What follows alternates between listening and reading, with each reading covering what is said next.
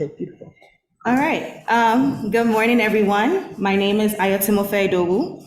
I am a senior biology major at Howard University, and I'm a member of the Dawson and Mao labs, and this is my third year in the lab. But this is also, technically my first in-person experience. So I'm really, really excited to show you guys what I've been working on, because my prior research experience has been in bacteria. So like working with mice and eukaryotes is very interesting to me. So I give to you the neuroprotective effects of FGL1 on Parkinson's disease model. So Parkinson's disease is a neurodegenerative disease, and some of the common symptoms of PD are motor dysfunction and cognitive decline and impairment. Aging is one of the greatest risk factors for alpha-synucleinopathies like Parkinson's disease, and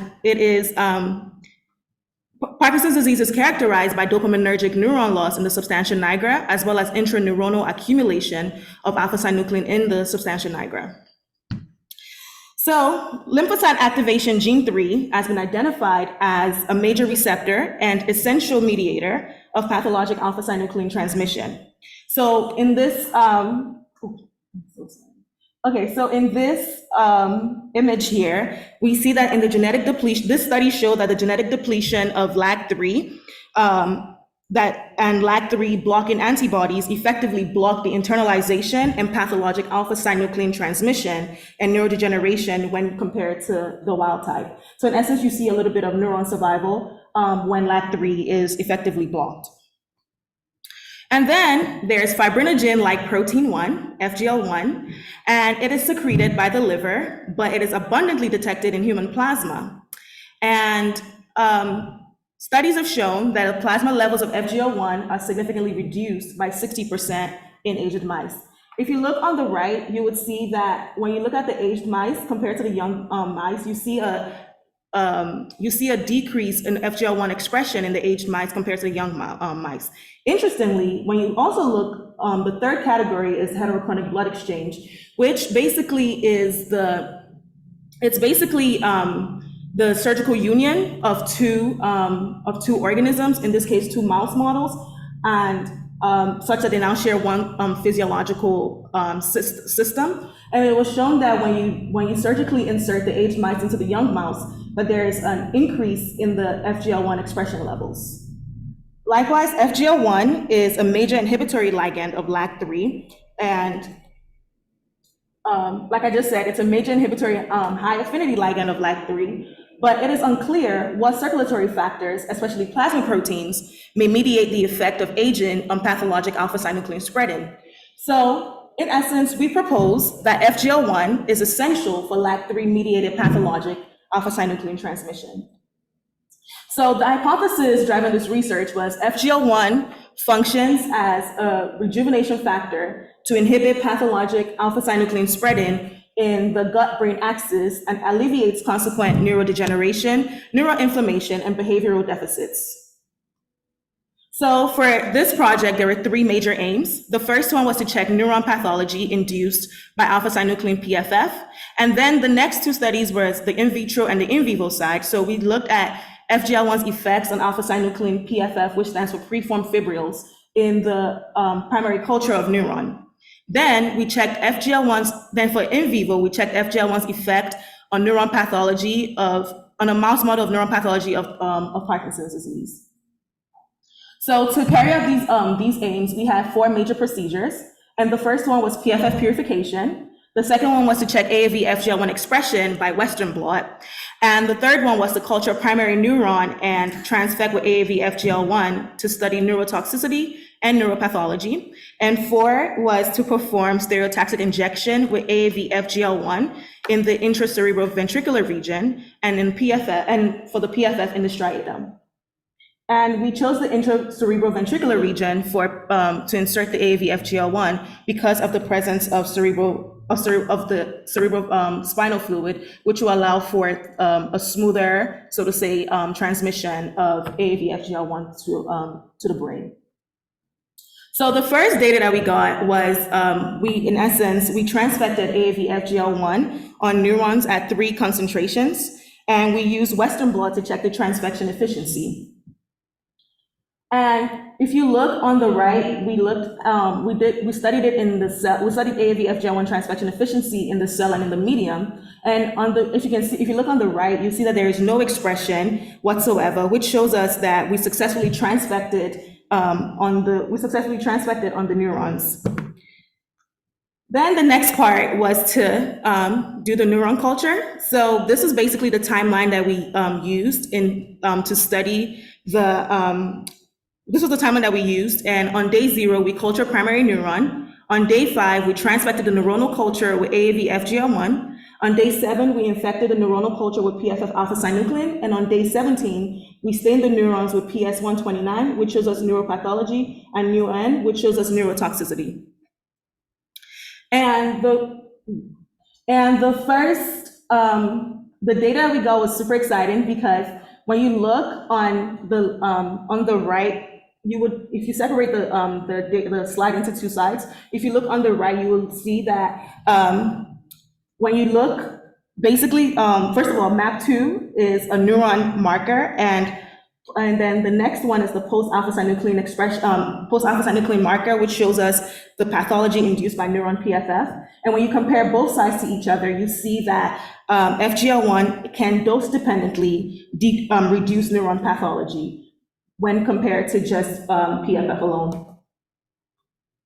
So then this then led to us then, since we see that FGL1 can successfully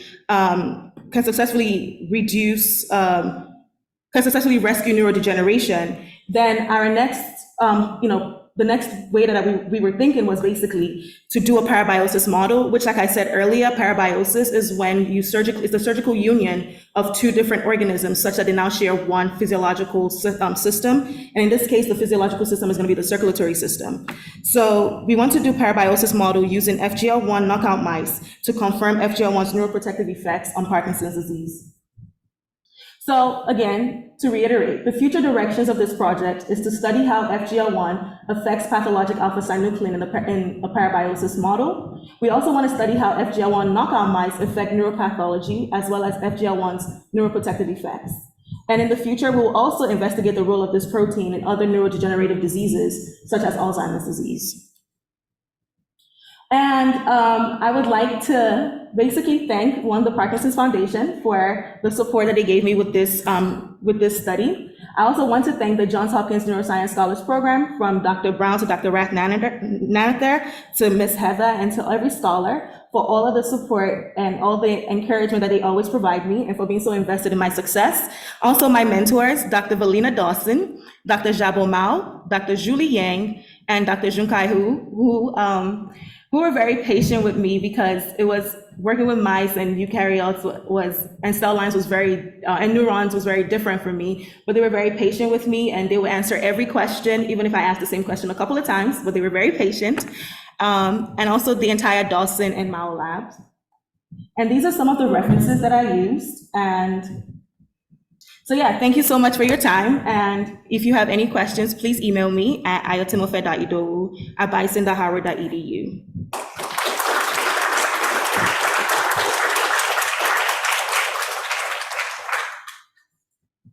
Any questions? Then you have the mic. Who has the mic?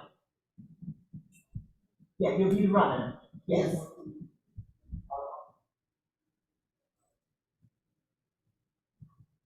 There we go. How long does that surgery process take? That's a great question. I am unsure of the exact, time that it takes to do that, but I'm pretty sure it takes a while. Yeah. Any other questions? I have a question. What do you know about the FGL1 and the level of chromatin gene transcription and its expression? Like, you have this marked difference in its expression between young and age. What happens over time? I'm not completely sure at the DNA level, but what I do know is that the reason why we were studying FGL1 is because when we compare older mice to younger mice, we see that FGL1 levels are decreasing as they get older. So it leads us to, and since Parkinson's disease is also seen in older models, it leads us to think that maybe FGL1 functions as a rejuvenation factor in the sense that it comes in and it basically helps. It helps to decrease like neurodegeneration. So when we do see neurodegeneration like Parkinson's disease or dementia with Lewy body, it's probably because levels of FGL1 are completely decreased. But you don't see any people that don't have Parkinson's. Yeah, exactly, yes. Excellent job.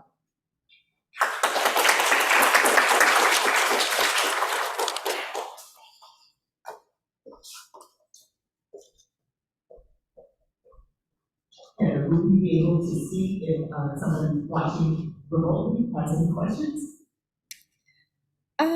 I don't think so. Okay. No.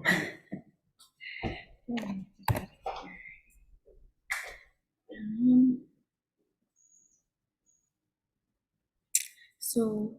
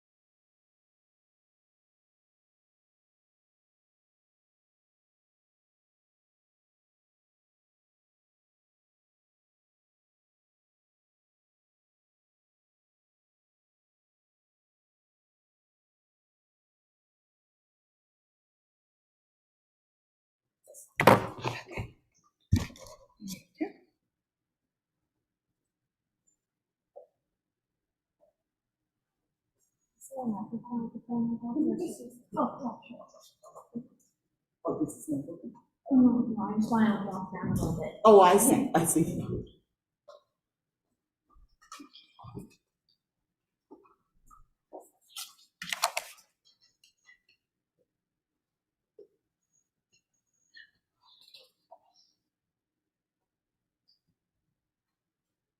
How do I It's move? your slides. Yeah. Just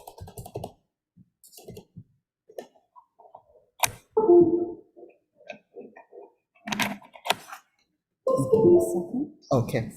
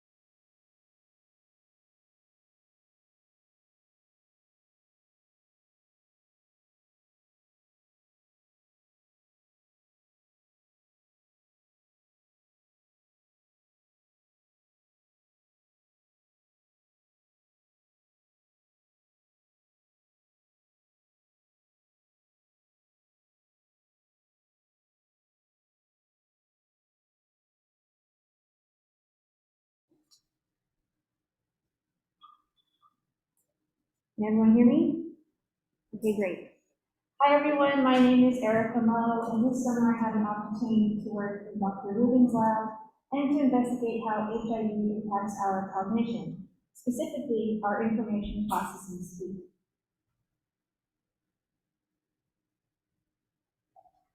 Okay.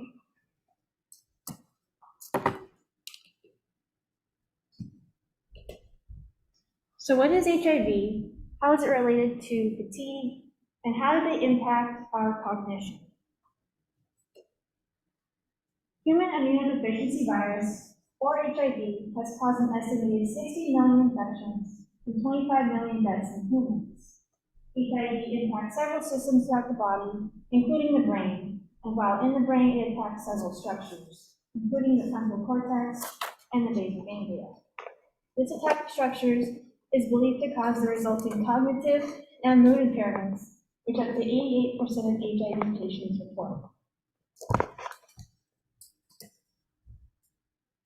People with HIV also tend to report fatigue, depression, and anxiety, and when we look into this further, we start to see significant correlations between these three symptoms, and somehow they are working together to impact our overall cognition.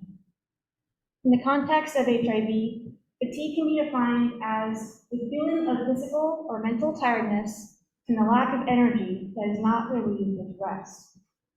It also turns out that fatigue is the most common complaint in people with HIV, and patients with higher levels of it also tend to have lower chances of survival. One aspect of our cognition that is impacted by HIV and by fatigue is our cognitive processing speed. This is how fast a person can take in sensory information, relay that information to the necessary brain structures, and finally carry out the appropriate behavior. So it's pretty clear that these three symptoms are working together somehow to impact our cognition, especially in people with HIV. However, few studies to date have attempted to tease apart how these symptoms individually impact our cognition. So I decided to focus my project on how HIV-associated fatigue independently impacts our cognition, specifically our information processing speed. To do this, subjects participated in the Johns Hopkins Clinical Outcomes Cohort Study. Exclusion criteria included active psychiatric illnesses, CNS pathologies, and histories of severe head trauma. We then had participants complete a comprehensive neuropsychological battery. We then constructed linear mixed effect statistical models to understand how each of our variables, listed here on the bottom, how they each contribute to cognitive performance in people with and without HIV. To quantify fatigue, we use the FSS fatigue questionnaire, which is fairly short and straightforward, and surface level. We had a similar scale for depression, which was the CESD scale. To measure processing speed, we used two tests. On the left here is the trail making test part A, and that's where you have to draw lines connecting consecutive numbers. And on the right is the street color test. And this is where you have to say the name of the color that's spelled out by the word, even though it may contradict with the color it's printed in. So for example, in the top right one or top left, I would say green instead of yellow. In both of these tests, you do them as fast and as accurately as possible as well. Here is a short demographics table. As you can see, all of our patients were older in age, and we're a mix of people with and without HIV. So what our analysis did is it took each of our variables, for example, it took fatigue score, and it asked, how does fatigue score alone, independent of these other variables, how does fatigue score impact cognitive performance on each of these cognitive tests? The values outside the parentheses represent how big of an impact that variable had, the greater the magnitude, the greater the effect. The more positive the value, the more beneficial its impact. The values inside the parentheses represent the p-value. The values that are in blue and bold represent significant effects. As you can see here, in healthy people, fatigue score does not seem to have an impact on cognitive performance. However, the more education a person has, the better they perform. The older they are, the worse they perform. Things change a bit when we look at people with HIV. Fatigue score does start to have an impact on cognitive performance, however, not on our tests of interest, which are indicated by the arrows here. Similar story for healthy people and their depression scores. Depression does have an impact on cognitive performance, but when we look at people with HIV, depression has an even bigger impact, and this includes on our tests of interest.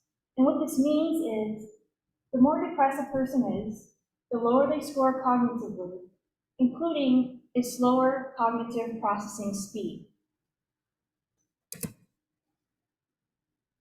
Our last analysis, what this did, is it took two variables and combined them into one. This allowed for accounting of interaction effects. Our analysis asked, how does this new combined variable impact performance on each of these cognitive tests? And as you can see, when we do this, we lose our significant effects. So in conclusion, when we consider fatigue and depression independently, they both negatively impact cognitive performance. However, when we start to combine variables together, we lose that significant effect, and therefore the original hypothesis was not supported. In the future, we hope to include additional variables into our analysis so that we can better understand, in the end, how each of these symptoms are contributing to cognition, and so we can better treat the symptoms and better treat the cognitive impairments that stem from them. I'd like to thank everyone in the Rubin Labs and the Johns Hopkins programs for making this possible. Are there any questions?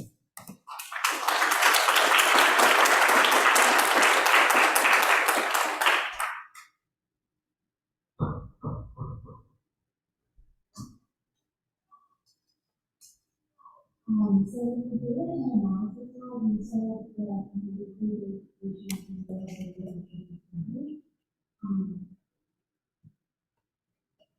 yeah, so we only include the depression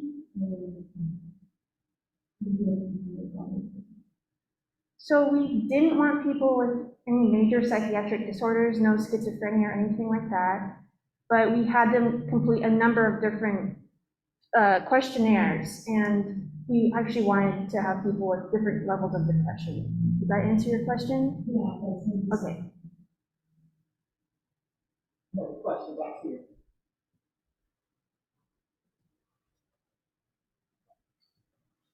And maybe you can repeat the question too. So. Okay. Thank you for your presentation. Concerning the questionnaire to basically close to you, how do you ensure that there is no significant components or that and how do you ensure that the absence?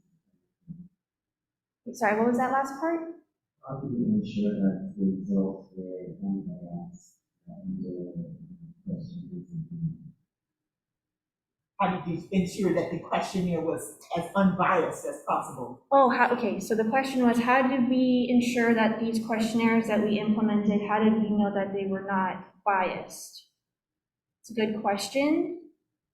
These are fairly surface level and short questionnaires, so we can't really ensure that there is any bias.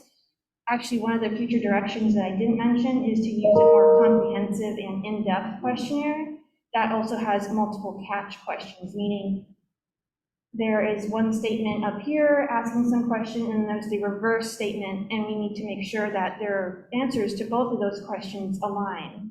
Does that make sense? Like, I like to eat ice cream, I think ice cream is terrible, and then on the answer, you need to make sure that those make sense. They can't, because sometimes people just put neutral, neutral, neutral on every single question. So yeah, we can't really account for a whole bunch of bias in these surface level questionnaires. Hopefully in the future we could.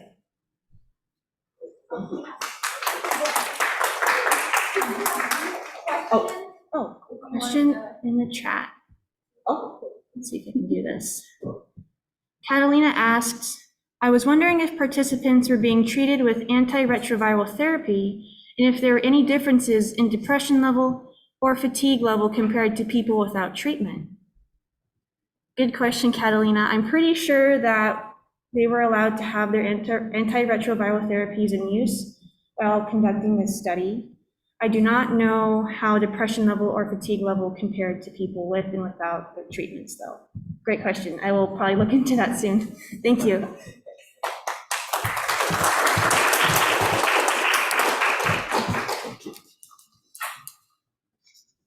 Okay, next up, we have Amina Dar. She's one of our new scholars this year, and she's been working with Harris Sair.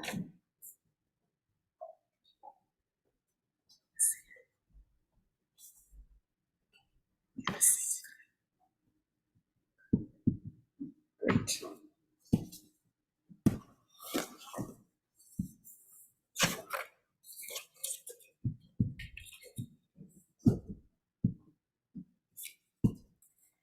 good morning, everyone. My name is Amina Dar, and today I had the immense opportunity to work with the radiology and AI lab this summer. So today I'll be presenting the research I did on automating tortuosity calculations in cerebral blood vessels. So first of all, why is there a need for automating tortuosity calculations? Well, tortuosity is a measure of how distorted or winding a path is, and this correlates with brain abnormalities such as severe hypertension and arteriovenous malformations, which we call AMV for short. So in this figure below, we can see a normal individual and a patient with AMV. And as you can see, the patient has extremely curved and winding vessels, which are pointed at in the dotted blue arrows, especially as compared to the healthy individual whose veins, which are pointed with the yellow arrows, are, while slightly curved, pretty much linear. So you can see how tortuosity might be a great metric to help diagnose these diseases. And you're probably wondering, if it's such a great metric, why haven't people tried to quantify it before? And the answer is that they have, and they have actually gotten some quite promising results. However, these metrics are not robust in all situations, and they may be computationally heavy or taking too much time, which is why there is a need to develop a new algorithm to help automation in MRI images. So just a little bit of background, like what is there to an MRI image? So an MRI image is 2D, but it represents 3D information, and it represents your brain. So as you can see on the right, we have like a volume. So that is what your MRI image is going to be representing, that 3D brain. So the most fundamental part of an MRI image is a voxel, which is just a 3D pixel. So before we could even think about doing computations, we had to process the MRI images. We used a maximum intensity projection in Python, and what that did essentially in layman's terms was just create a greater contrast in the image. Next, we modified Lod-All's code for optimally oriented flux to calculate the eigenvectors at each voxel in the image. An eigenvector has a very fancy name for a very fun mathematical concept, but that's the formal definition of an eigenvector is beyond the scope of our presentation for today. Essentially, it encodes directionality information at each voxel. And that information is given in Cartesian coordinates, which is x, y, and z. But because we're so interested in the directionality of a vessel, we decided to convert the Cartesian coordinates to spherical coordinates, which are given in the form phi, theta, and r.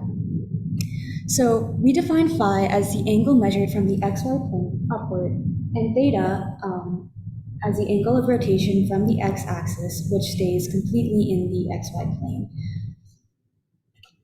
So what we ended up doing was calculating the phi and theta angles at each voxel, combining them to get a representation of directionality, which we called A of t, for angles of tortuosity. Then we calculated a metric of tortuosity per vessel in the image by finding the standard deviation of A of t per vessel. So to show you more of the computations that happened at the voxel level, we had the eigenvector information, which we broke down into phi and theta, and then combined to get A of t. As you can probably tell in the equation, it's not the sum or the norm of both phi and theta, but we actually had to weight phi to give it more importance when it was larger. And the reason for that is because when phi is very large, no matter what theta is, the vector points upwards, straight along the z-axis. And since we're ultimately finding the standard deviation, we didn't want any errors to be thrown in the code by that changing theta, even when it's pointing in the same direction. So at the component level, we got one metric per vessel. And in this image here, you can see a small subregion where in red, you get higher metrics, and in blue, you get lower. And as you can see, the more curved vessels definitely are more red than perhaps that straight blue one there. So we found pretty promising results.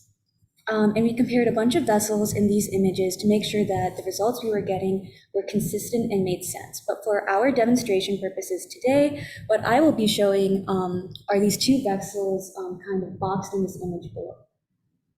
So to the left, we have a pretty curved vessel, and to the right, we have a very straight vessel. And again, because this is an MRI image, the colors that are on this image are very important because they represent directionality. So green represents directionality going up and down, red represents going left to right, and blue represents going in and out. And as you can see, the curved vessel to the left has a lot more colors than the straight vessel, which is just green. So that's how we really know that the tortuosity metric for the vessel on the left should be much greater than that of the right. So that's exactly what we found. As you can see in the curved vessel, A of t graphically is going all over the expected range of A of t, whereas for the straight vessel, it's pretty much concentrated around 80 or 90 degrees, which is exactly what we expect. Moreover, the metric for the curved vessel is almost double that of the straight vessel. So what we're getting is consistent and makes sense. So this is kind of what the pipeline is for what we've done and future directions. So what we did at the voxel level was we got the eigenvector data and we got phi and theta to calculate A of t. For each component, we got a metric of tortuosity. And in the future, we hope to analyze subregions to see if the tortuosity of a specific subregion is greater than normal. And in turn, we hope this can help with diagnosis. So to conclude, due to the short calculation time of the modified optimally oriented flux code, we can quickly process MRI images to get eigenvector data. And using this data, we can calculate the distribution of phi and theta and use that as a metric of tortuosity per vessel. Thank you for your time. These are my references. And please, I'm open to any questions either in the room or in the chat.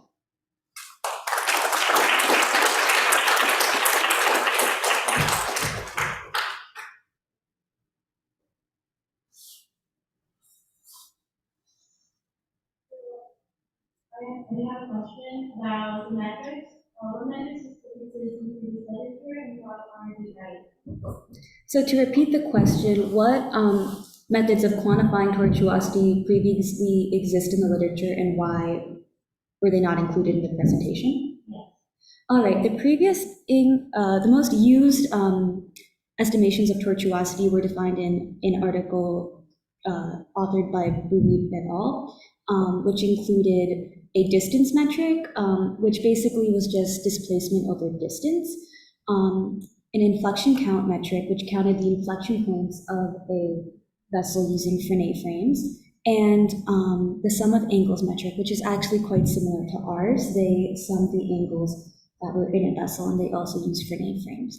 The reason that we're trying to find something new and they were not included was because they're not robust in all situations. So for example, the three situations that were talked about in the review were having a high amplitude but low frequency curve, having a medium frequency, medium amplitude curve, and then having a high frequency, low amplitude curve, which is basically a coil. So the inflection count metric and the distance metric were good for 2 of the 3, and the sum of angles was good for 1 of the 3, which is why they're not extremely robust. You would need a combination of both. Excellent. Thank you.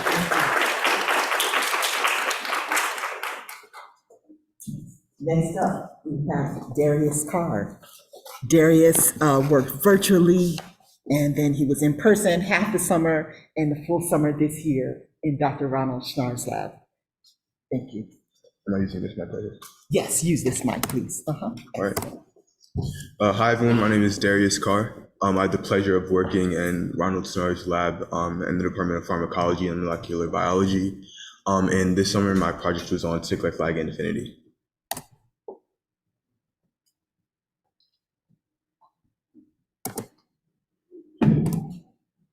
Okay. And my goal for this summer was to create an assay that is able to correctly and consistently measure Sigelect ligand affinity. All right, so what is a Sigelect? A Sigelect is a surface cell protein that's found on eosinophil mast cells that, when activated, produce an inflammatory response. And the Sigelect that I was using is Sigelect 8.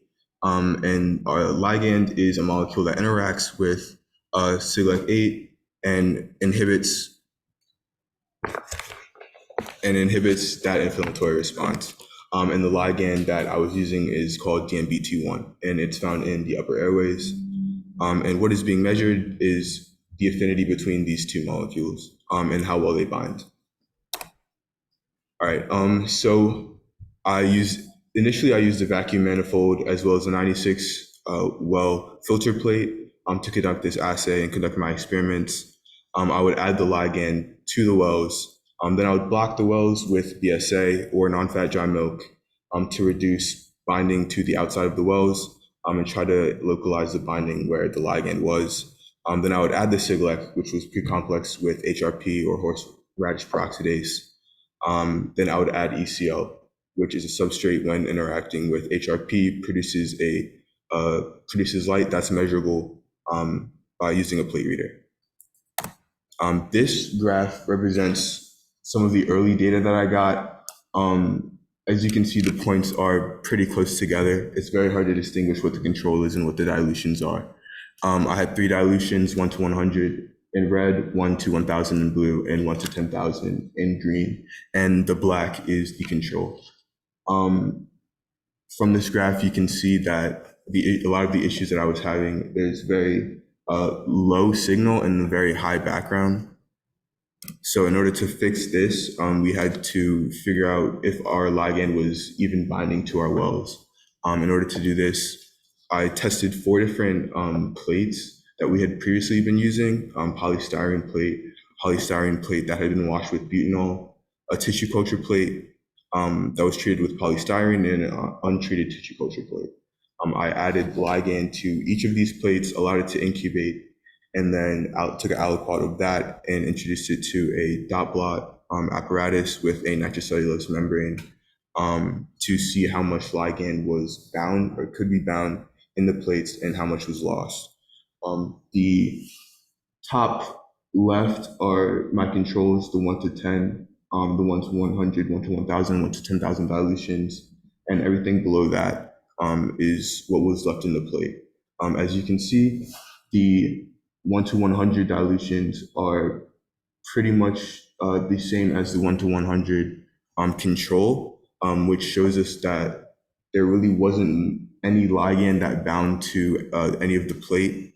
And so how did we move forward? We continued to use the dot blot apparatus because from the previous experiments, we could tell that the ligand bound well to the nitrocellulose membrane. We continued to use the same ligand, but from 3 different donors. We still continued to move the solution with a vacuum. We blocked with BSA.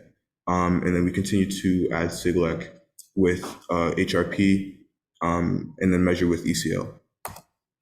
The main difference being that now the ligand was added onto the nitrocellulose membrane and we knew it would actually bind. So this graph or this dot blot is an image taken from the last experiment. The donor, there are 3 donors. They each have 2 rows of sample, and each donor's ligand has been diluted 6 times, starting with a 1 microgram per milligram dilution and ending with a 0.03125 microgram per milligram dilution, or microliter dilution. And as you can see, as the dilutions decrease in concentration, the signal decreases as well. And I used a program called ImageJ in order to quantify a signal from each of these dots, and I used that signal to create these graphs. And again, the signal was consistently decreased with deconcentration. And it bottomed out at about 0.125 micrograms per milliliter consistently in all samples. And why is it significant? These are also significant because the signal decrease with the concentration. That means that this assay can be used to determine Sigelect ligand affinity in the future. Any questions?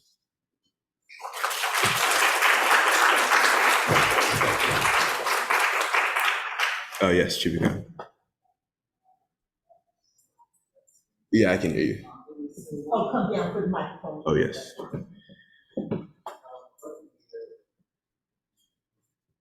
What do you think are the future applications of this solutions or this Repeat the question. Okay, so what are the future applications of what I researched? So in the future, the Schnar lab can use this assay in any experiments that they are running that involve any type of affinity or any type of binding, and it'll serve as a baseline model for what they can do in the future. And their research will help with neuroimmunology, just finding out more about how these 2 structures interact. Excellent. Good job. Okay, thank you.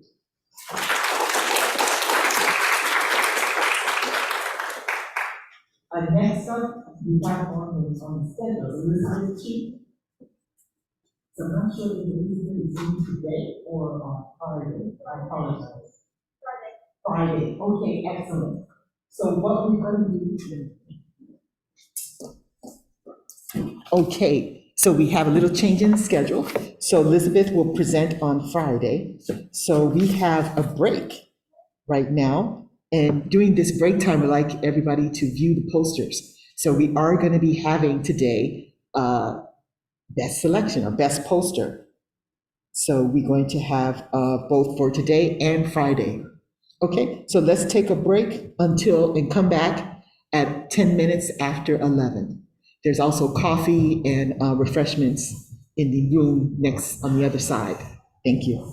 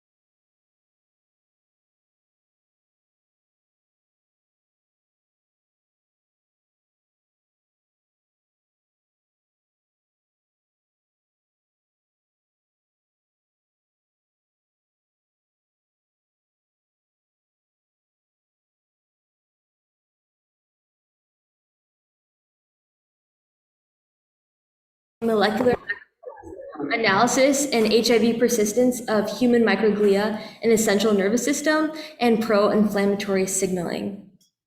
So to provide a little bit of background information, HIV is a retrovirus that weakens the body's immune system by undergoing a 7-step replication process: binding, fusion, reverse transcription, integration, replication, assembly, and budding. If reached chronic infection, HIV is linked to the neuropathogenesis of HIV-associated neurocognitive disorders, or referred to as HAND, seen in the form of dementia, Alzheimer's, and Parkinson's disease. The development of combination antiretroviral therapy successfully reduced the number of severe HIV-related illnesses. However, the virus's ability to enter a dormant replication competent state, known as latency, has prevented HIV from reaching successful eradication in recent years. And we see these latent reservoirs primarily susceptible in macrophages and microglia. When comparing the interaction in latent and productive infection driven by long terminal repeat sequences, we see the subunits are in an inactive state when transcription elongation is supposed to form on the left pink box, also lacking TAP protein as well when in comparison to the active state of infection. A brief introduction on SPP1, or secreted phosphoprotein, a bone-derived multifunctional coding gene for osteopontin, whereas significantly elevated in neurodegenerative microglia, as well as the cerebrospinal fluid of HIV-infected individuals. In 2020, it was found that SPP1 is a molecular brake or regulator for neuroinflammatory response, after an in vivo experiment was completed with osteopontin knockdown in female mice. In conjunction, there's limited literature about the relationship between SPP1 signaling and TNF-alpha receptor pathway. And to shine a little bit more light, TNF stands for tumor necrosis factor and is a cytokine responsible for activating pro-survival mediators or cell death effectors.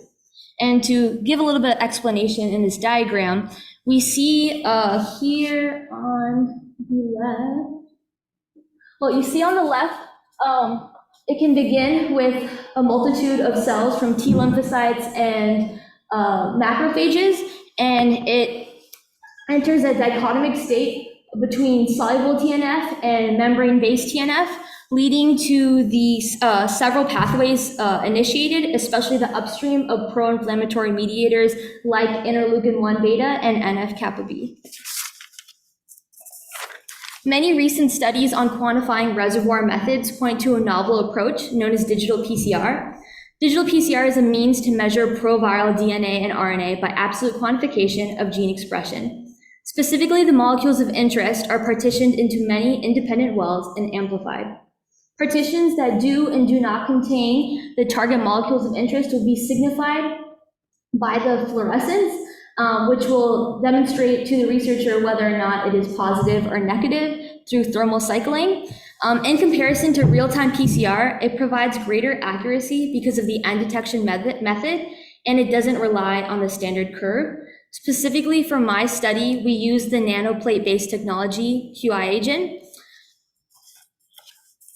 So for my overall mission for this experiment was to investigate the relationship between HIV latent reservoirs and SPP1 by quantifying the presence of viral RNA in microglia in the context of cellular reactivation and inflammation. However, to remain within a practical time frame for this summer, I performed a pilot experiment using human peripheral blood mononuclear cells, referred to as PBMCs, rather than the human microglia, just to troubleshoot the digital PCR, since this is something we're new with in our lab, as well as better understand the processes of HIV replication. And as you can see in the image below, I decided to use 3 experimental conditions, 2 of which were groups infected with HIV, and the third group was left uninfected to be our control for the experiment. And one of the HIV-infected groups was also treated with antiretroviral therapy. And before providing to the digital PCR facility, we also had to split the samples between reverse transcriptase and no reverse transcriptase to see the difference during the experiment. And just to provide some visuals during my experiment, to the left we see some images underneath the microscope. of my PBMC cells propagating. And I specifically want to draw attention to day 5, the HIV infected flask. And what you see on the bottom there is known as a syncytia, which is a large multinucleated cell that is often viewed as a sign of infection spreading. And for us, that was a good sign in this case to make sure that HIV replication was occurring. And on the right is an image of our cDNA samples before running them in digital PCR. And so here are my results. The digital PCR data indicates the copy number of target molecules based on the proportion of positive droplets in Poisson distribution, specifically testing for the housekeeping gene RPPH1 or HIV signal amongst our samples. We assessed a range of dilutions 1 to 10, 1 to 100, and 1 to 1,000. These results mostly confirm our hypothesis about HIV detection. As you can see here with the mock was not infected with HIV, so we should not have seen any signal, in which we didn't. However, we did see the signal for RPPH1. But I would like to draw attention to my HIV samples as well as my HIV samples treated with antiretroviral therapy. And as you can see in the numbers, the pattern seems to be inverted. And I say that because our samples with reverse transcriptase should have had the higher number, since reverse transcriptase is critical to the HIV replication process. And with both samples, you can see that the numbers with no reverse transcriptase were higher. And so this uncertainty could possibly be a result of mishandling by the lab technician, but we would have to repeat this with multiple trials to determine if that was the reason, or if it was also possibly the fact that we use TACMAN primers and probes, which are usually used with real-time PCR. However, in the future, I would like to try this with universal primers and probes, because that was recently validated in clinical studies to work better with digital PCR.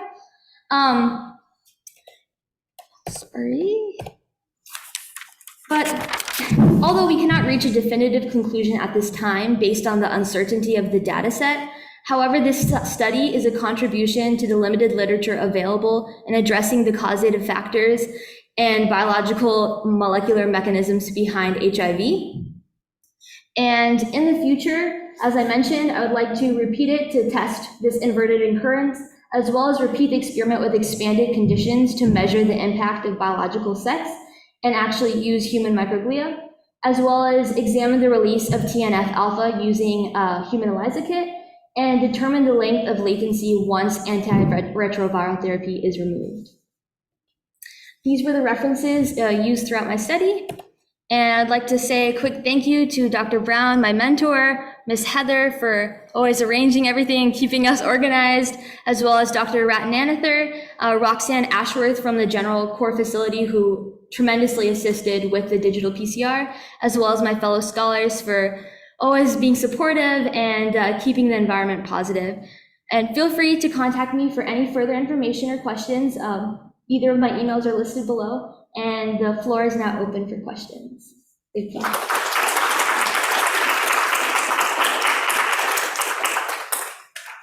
Any questions that anyone? I can't ask you one. Okay, Maria.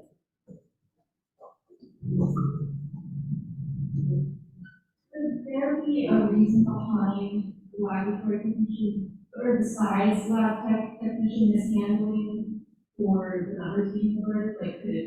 Yeah, so as I had mentioned, it could possibly be a result of the primers. There is not enough previous literature using digital PCR, applying it to HIV to determine whether TACMAN primers and probes can successfully be used. It could also be a result of our procedure when growing the cells and infecting them. I will admit the experiment was a little bit rushed. So if any steps were not taken the correct direction, or if the cells were not grown properly, but. I think it was the labeling.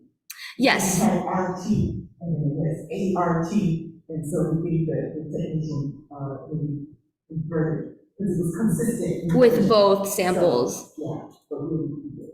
Right. Yes, thank you. Okay, great job. Thank you.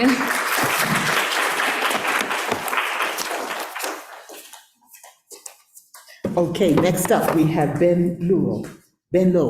So he is from your cohort 3.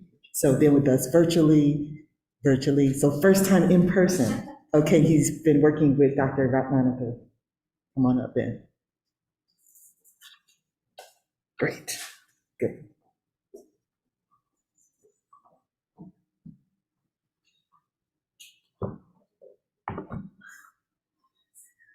Hello, can everyone hear me all right? Okay, good. So today I would like to talk to you about the research that I've been working on this summer with the Center for Imaging Science and in the lab of Dr. Ratmanathan with my mentor, Dr. Kruton. So today I'd like to talk about histological validation of the gray-white matter boundary in feline MR images. So to kind of start out with the background, so about like 1.2 to 1.7 cases per like 1,000 live births, there's an occurrence of profound deafness. Congenital, which is basically meaning occurring from birth deafness, often happen because of loss of cochlear function, and so basically when you lose your cochlear function, it prevents the sound wave from being able to properly be processed into your brain, making what we know as hearing. So what cochlear implantation is one method that has been kind of like worked with, which can alleviate auditory deficits and promote cortical maturation in animals by basically creating a prosthetic device that kind of essentially bypasses the cochlear function in your ear. And so there's been ongoing debate about whether there's congenitally deaf cats have a significant difference in the cortical thickness of their auditory cortexes compared to normal hearing cats. There are studies that show both sides, and what we kind of came to a conclusion is that like they came to these different conclusions due to differences in imaging techniques that they conducted on their images, so they analyzed. So basically, the goal of our research was to try to register MR, callus, and histology images in order to show that the gray-white matter boundary observed in these MR images are the same as those observed in the histology images. So this is basically what we want to kind of find out, is that we want to show that regardless of the imaging technique that we use to create the images that we analyze, that we will be able to come to the same conclusions.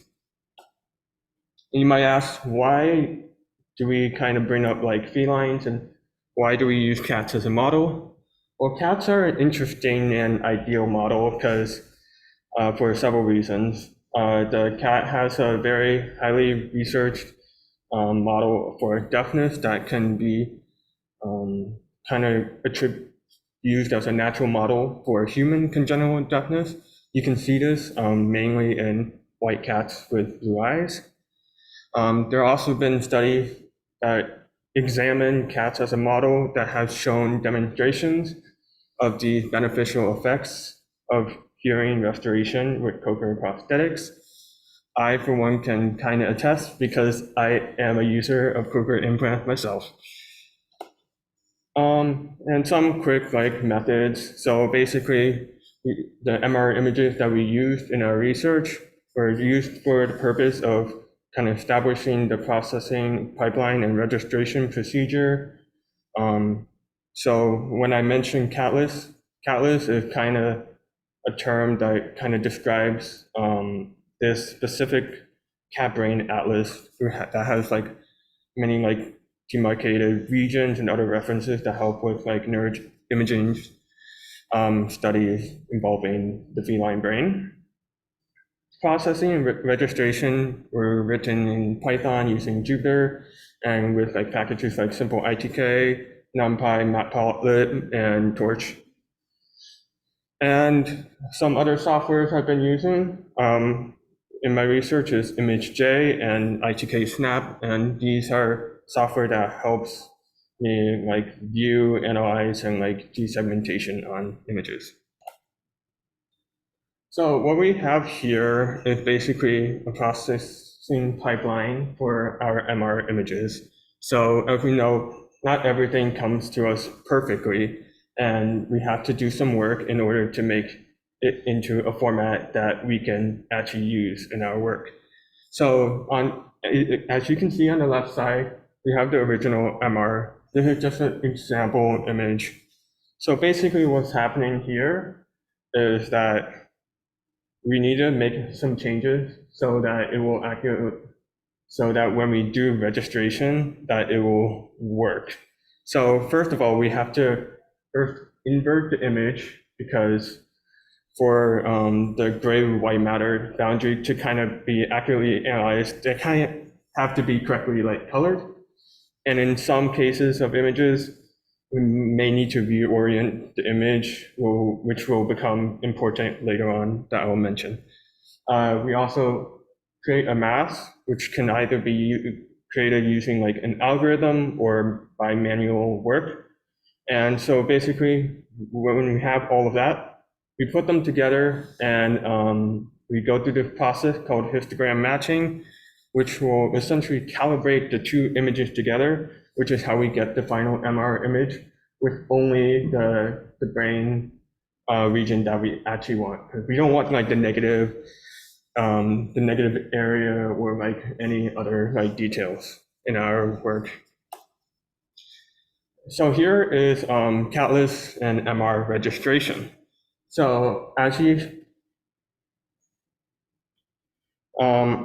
so what is image registration? It's basically like an operation where you use multiple like transformations, so like translational, rotational, scaling, skewing, in order to kind of move like the homologous points of like the brain closer to each other, so it is better like for comparison. So what we do here is that we use simple ITK and Torch to conduct rigid alignment between the Catalyst and MR images. And as you can see, so the template image on the left of each, this is a before and after. So the left side of each is the Catalyst, which is the template, and then the right side is our MR images. So we want them to kind of look as similar as possible, but you can kind of see like there's some like structural, you see some structures that are similar, but they don't really look structured and they're like misaligned. So this is our process where we do translation, we kind of do move the points so it works and like it is more similar in nature. So in conclusion, this summer we've been able to establish a pipeline to process raw MR images into something that we can use in registration in order to align images to another source. The reason why I say another source is because this is not the end. In the future, we want to be able to conduct registration between MR and histology images in order to validate whether the gray-white boundary is constant in both imaging modalities. You notice that I was talking about Catalyst and MR images is because I only did not get to MR and histology, which is what we want to do in the future. And here are my acknowledgments. Thank you to Dr. Putin and Dr. Renather for being a great guide and mentor for my summer and giving me the opportunity to learn and do research. And thank you to the JHNFP program. And then references. I'm open for a question. Thank you.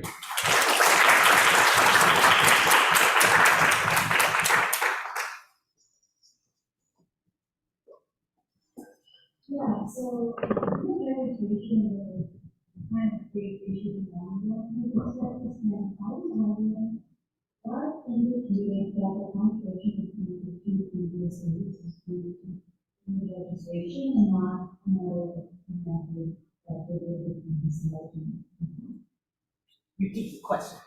So what Amina said was like, what made it so that the image registration was like the technique was the difference between like the studies, and what not necessarily exactly the difference, but is one aspect that we kind of wanted to look into and to see if that was the difference. So like, wanted to show that like, it's not like the imaging technique that was like the reason why the study came to different conclusions.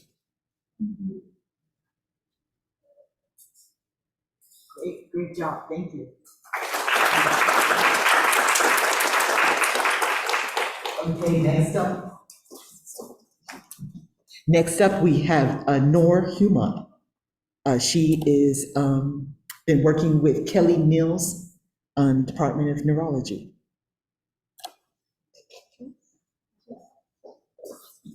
All right. Well, good morning, everyone. My name is Nor Huma, and I'm a rising junior at the University of Maryland, Baltimore County, majoring in neuroscience. So this summer, I had the privilege of working in Dr. Kelly Mills's clinic, understanding movement disorders, specifically Parkinson's disease and different treatments associated with it. And our ongoing project is titled The Quantification of Parkinson's Disease Symptoms Using a Wireless Motion Sensor. All right, so I know Io gave us an excellent primer on Parkinson's, but I'm going to do it again. So what exactly is Parkinson's disease? So Parkinson's disease is a neurodegenerative condition of the central nervous system. Okay, good. Of the central nervous system, characterized by its hallmark motor symptoms of bradykinesia, which is slower movement, and tremors. So according to the Parkinson's Disease Foundation, 1 million Americans are living with Parkinson's disease, and approximately 60,000 are diagnosed with Parkinson's disease each year. Similarly, 1.2 million Europeans suffer from it, and this number is expected to double by 2030. So Parkinson's disease symptoms can be classified as motor or non-motor. So the first includes tremor, rigidity, bradykinesia, as I mentioned, and postural instability. Non-motor symptoms are various and include loss of taste and sense of smell, sleep disturbances, GI complications, swallowing problems, anxiety, pain, depression, and so forth. So we see it as a highly complex disease, and with this highly complex disease are many forms of treatment. And one procedure, namely commonly known as deep brain stimulation, or DBS. So deep brain stimulation is an implanted neuromodulation therapy wherein a surgically implanted battery-operated medical device called the neurostimulator, similar to a heart pacemaker and about the size of a stopwatch, delivers electrical stimulation to targeted areas in the brain that are responsible for movement. So in this case, the subthalamic nucleus and the globus pallidus internus. And then by blocking the abnormal nerve signals that cause tremors and other PD symptoms. And prior to the procedure, the neurosurgeon uses magnetic resonance imaging or computed tomography, or CT, to scan and identify and locate the exact target within the brain where electrical nerve signals generate those Parkinson's symptoms. So further on DBS, in DBS surgery, electrodes are inserted into the target area of the brain, and recordings of brain cell activity are completed during the procedure. A second procedure is performed to place the neurostimulator, commonly known as the IPG, or the impulse generator battery. The IPG is placed in the subclavicular region, but it can also be placed in the abdomen. And those who undergo DBS receive a controller to turn the device on or off. Right, so currently, motor disorder studies still offer different clinical challenges for those, for the scientific community. So for example, diagnostic criteria for Parkinson's relies on the presence of motor science and for the assessment of movement disorders. And the neurologist uses a visual examination of those motor tasks and semi-quantitative rating scales, such as the MDS UPDRS-3, or the Movement Disorder Society's Unified Parkinson's Disease Rating Scale. So this subjective assessment leads to and intra-rater variability due to neurologist subjectivity, which is why it's important for us to have an objective motor assessment for the future of Parkinson's diagnostic procedures.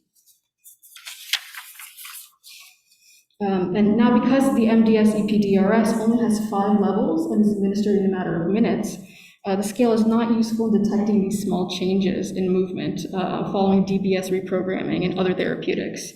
So for this study, participants must be, 1, diagnosed with Parkinson's and display those hallmark symptoms that I mentioned earlier, and are being treated with DBS. Right, so for the method, so the patient will go through the MDS-UPDRS-3 motor testing with the DBS on for 10 minutes. And after motor testing, the DBS will be turned off for 10 minutes, which is the washout period. And then after those 10 minutes, the patient will go through the same testing for another 10 minutes with the DBS still turned off. And while the patient is undergoing motor tasks, their hand movement is being recorded using a video camera and a motion sensor. And the total duration of the study is about 30 minutes and is held immediately after one of their regularly scheduled clinic visits. So more specifically, we then show the patient how to perform the 3 tasks, which are the finger tapping task, where the patient repeatedly taps their thumb and index finger together as quickly as possible for the duration of the test. The palm rotation task, where they make a rotating motion with the wrist and their palm in up-down position as quickly as they can. And then the palm grasping task, where the patient repeatedly makes a grasping motion in that duration. In the figure below, so we can, in the figure below, the motor subcomponents processing flowchart, where A is the leap motion controller, the LMC, hand tracker. So we can see those nodes in the joints of the hand, those red dots, kind of see how far they go apart and quantify that. Then in B, the hand coordinate reconstruction. And then in C, the amplitude and frequency are assessed from the waveform of time varying hand coordinates. So same idea with those nodes. Those coordinates detected during the finger tapping, during the hand grasping, and the palm rotation, in parallel to assessing the bradykinesia severity using the MDS-UPDRS rating scale.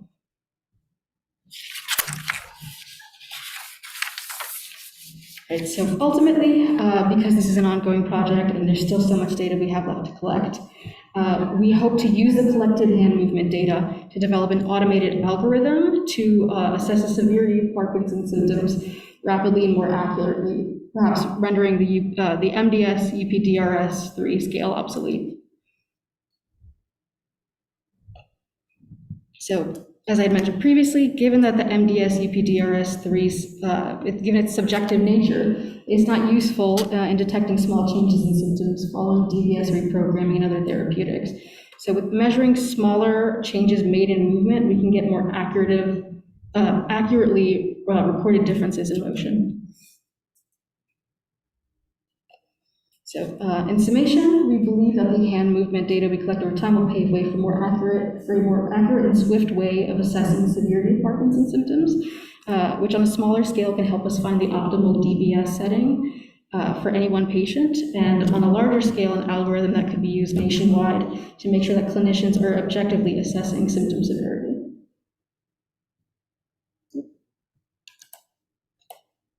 Right, acknowledgments. I'd now like to thank Dr. Kelly Mills, my mentor, who has shown a great deal of patience and model mentoring as I've entered the program. Dr. Amanda Brown, who's director of the Johns Hopkins Neuroscience Scholars Program. Dr. Tilak Ratnanathar, who's associate research professor of biomedical engineering, and Heather Thomas, who, oh my goodness, who has just made so much magic happen. Doctors Ashley Paul and Nigel Harrison were kind enough to help me learn more about Parkinson's when I was shadowing earlier on in the clinic. Jasmine Lee, fellow undergrad in the clinic, who helped me get on board with the research they were doing. Dr. Clara Carter, who's taught me so much grace going all the way back to 2019. And finally, my peers in the Johns Hopkins Neuroscience Scholars Program and the Johns Hopkins Neurophytes, who have made this entire research experience unlike anything I've ever had before. They're a perfect example of work hard, play hard, and I've come to admire them greatly. All right. That is all. Thank you so much. I can now open the floor for questions.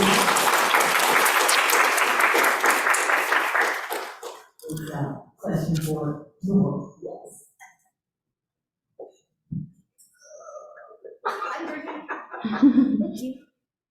Hi. Hello. I wanted to know if you were able to find any negative effects related to the motor, in the brain, would you say? Is it negatively going to affect the neuron? I'm sorry, the place where? If you could repeat that? I wanted to know if there's any negative effects related to the motor into the body, if it's going to negatively affect the neurons. That's the idea that it stimulates those regions of the brain that are affected by the movement, that affect movement. My job was really the after effects. I was not really there for the surgical procedures. Unfortunately, they didn't have any DBS procedures for me to shadow or scrub in on my first month here. But everything else was kind of after the fact. But I would assume we screen candidates carefully, these patients carefully, before we do take them as DBS patients. So if there was any possibility that there could be a negative impact, we strike them out. Thank you. Of course, thank you. So Nora, Kiana was new 4 years ago, Really? or maybe 5 years ago. Oh. She's one of our high school scholars who dated. Ooh. Was there another question for you? Okay. Well, thank you all.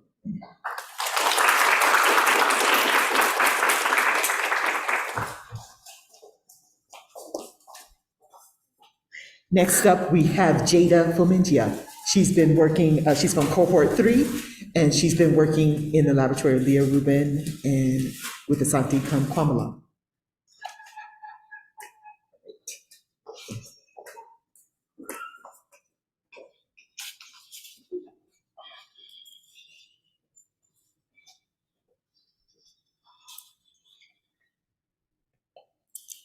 Hi everyone, my name is Jada Fomentia, and this summer I had the wonderful opportunity to work with Dr. Leah Rubin's Brain Health Program under my mentor, Dr. Santi Kamkwala, to research how verbal fluencies affected individuals living with HIV using a measure called the word stem completion task. In the age of antiretroviral therapy, it is reported that up to 52% of people living with HIV are experiencing HAND, or HIV-associated neurocognitive disorder, where their executive function, attention, learning, memory, and other cognitive functions are affected. Increased reporting of HAND is associated with decreased quality of life, particularly in the form of increased sleep distress and fatigue. Among people living with HIV, up to 75% experience sleep disturbances, and up to 88% experience fatigue. The increased fatigue burden and sleep distress that plagues HIV individuals can have a substantial behavioral impact on activity levels, and this can manifest as social isolation or a negative mood or even form a barrier to employment. Additionally, fatigue and lack of energy is significantly correlated with depression and anxiety, which can lead to even increased sleep disturbances and cognitive problems. Living with HIV when HAND comes into play can really detract from one's quality of life. So why does this happen? What contributes to this cognitive burden that so negatively impacts HIV individuals? Well, researchers have found that this relationship between worsening global cognition and greater fatigue and sleep distress is driven by semantic impairment. So semantic memory is essential for understanding language. As semantic impairment increases, verbal fluency deficits begin to arise. Verbal fluency, if you're unfamiliar, is a cognitive function that allows us to retrieve words from memory, particularly from our semantic memory stores, which lie in the temporal lobe. HIV can degrade these semantic memory stores that lie in the temporal lobe and diminish the integrity of the frontostriatal network required for verbal fluency, which involves Broca's area in the frontal cortex for retrieval and speech, and Wernicke's area in the temporal lobe for phonetic processing. Verbal fluency tasks can be utilized to inspect semantic memory disturbances. The aim of the study is to examine the unique contribution of semantic memory impairment to HIV-related disability. By first finding evidence of verbal fluency deficits in people living with HIV through the word stem completion task, which I'll talk more about later. Going into the methods, the data for this analysis was collected at the initial study enrollment visit for the ongoing IMPACT study, which is about neuromechanisms of HIV-associated CNS dysfunction despite viral suppression. So participants were recruited from patient populations in the Baltimore, Washington metropolitan region, as well as from participants concurrently enrolled in studies at the Georgetown University and at Johns Hopkins University. Candidates for enrollment were participants who are between the ages of 30 and 70, either people with HIV or those without, or our control group. Participants were excluded for history of psychosis, current untreated hypertension or diabetes, or any severe head injury in the past 12 months. Also, history of substance abuse or dependence also excluded you from the study, and any contraindications to MRI, because again, this is a part of a larger study where imaging is included. Participants completed a battery of demographic, medical, behavior, and cognitive testing, including the word stem completion task, which is the essence of this analysis.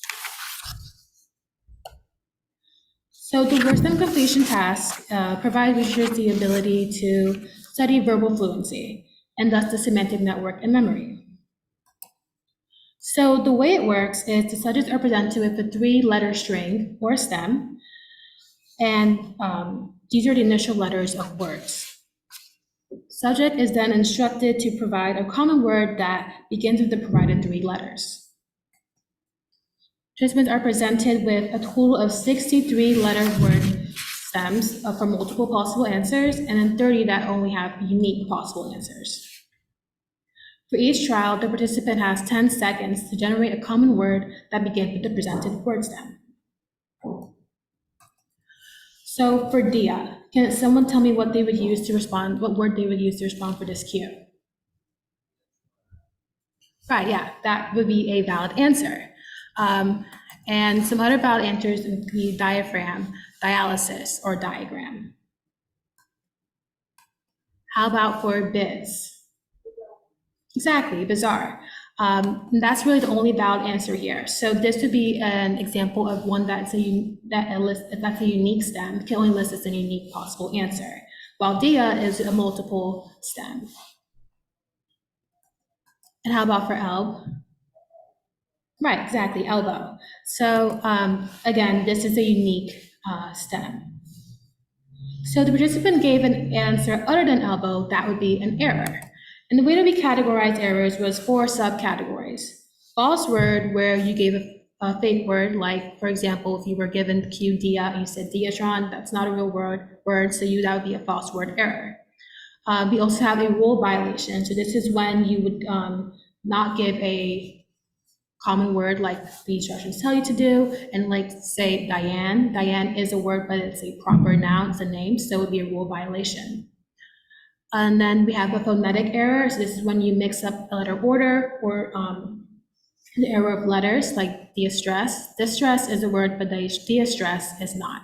And then the last error category is no response. And this is when the 10 seconds are up and you did not give a response. Then the total errors were summed for each participant, and a mean error score were calculated for each group. We were able to acquire data for 87 participants, 33 controls, and 54 people with HIV. The difference in age and the difference in years of education were non-significant, and you can see that in both groups, the race was majority Black and half were female. These demographic variables were analyzed and correlated to error scores. So we can get a closer look at these error scores for the 2 groups here. Each different colored bar represents the mean number for those type of errors, with the leftmost blue being total errors, the brighter middle blue being total errors for stems of multiple answers, and the rightmost navy blue being total errors for stems with unique answers. So the mean error scores were compared using independent samples t-test, which helps determine if there's a significant difference between for two groups with minute differences. So here we can see the results for those t-tests.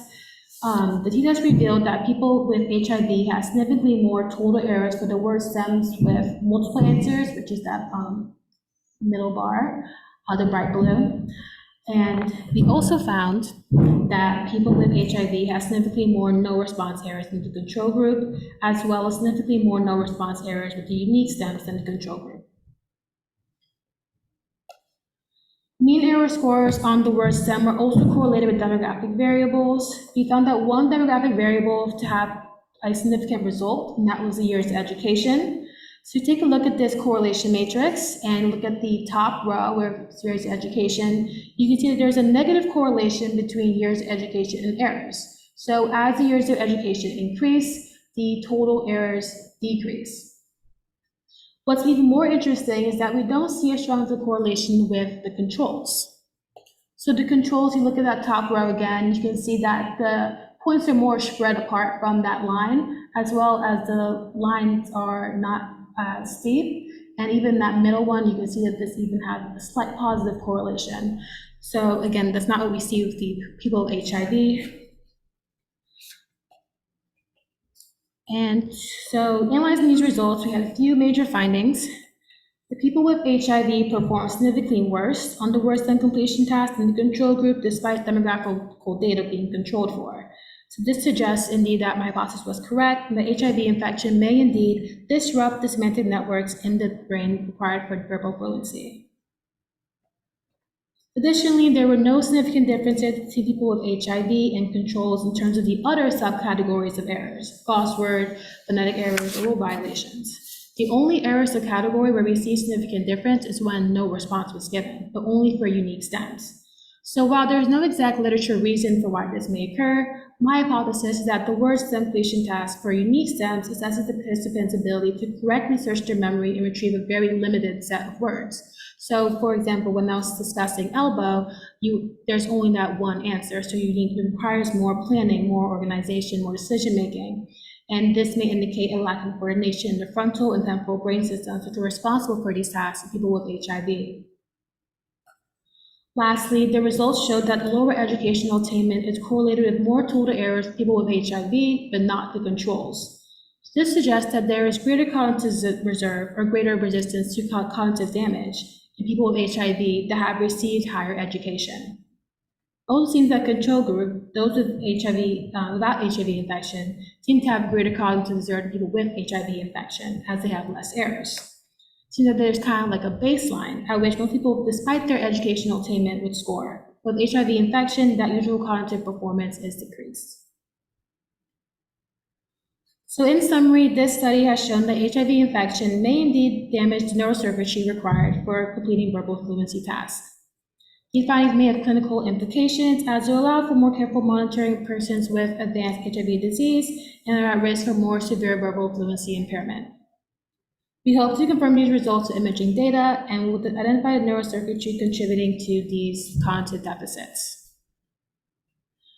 So I would like to have my acknowledgments and send my thanks to the NIMH for funding this study, Ariana Constantopoulos Robia Lingua for the access to this study, Dr. Leah Rubin for the privilege to work in her lab, my mentor Dr. Asante Kamkulala for being such a large help throughout the summer experience, and at last but not least, I'd like to thank Dr. Amanda Brown, Ms. Heather Thomas, and the rest of the Johns Hopkins Neuroscience Scholarship Program for being the reason that I stand here today and being such a great support system. And here's my contact information.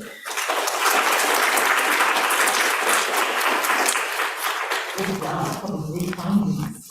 We've got questions on alumni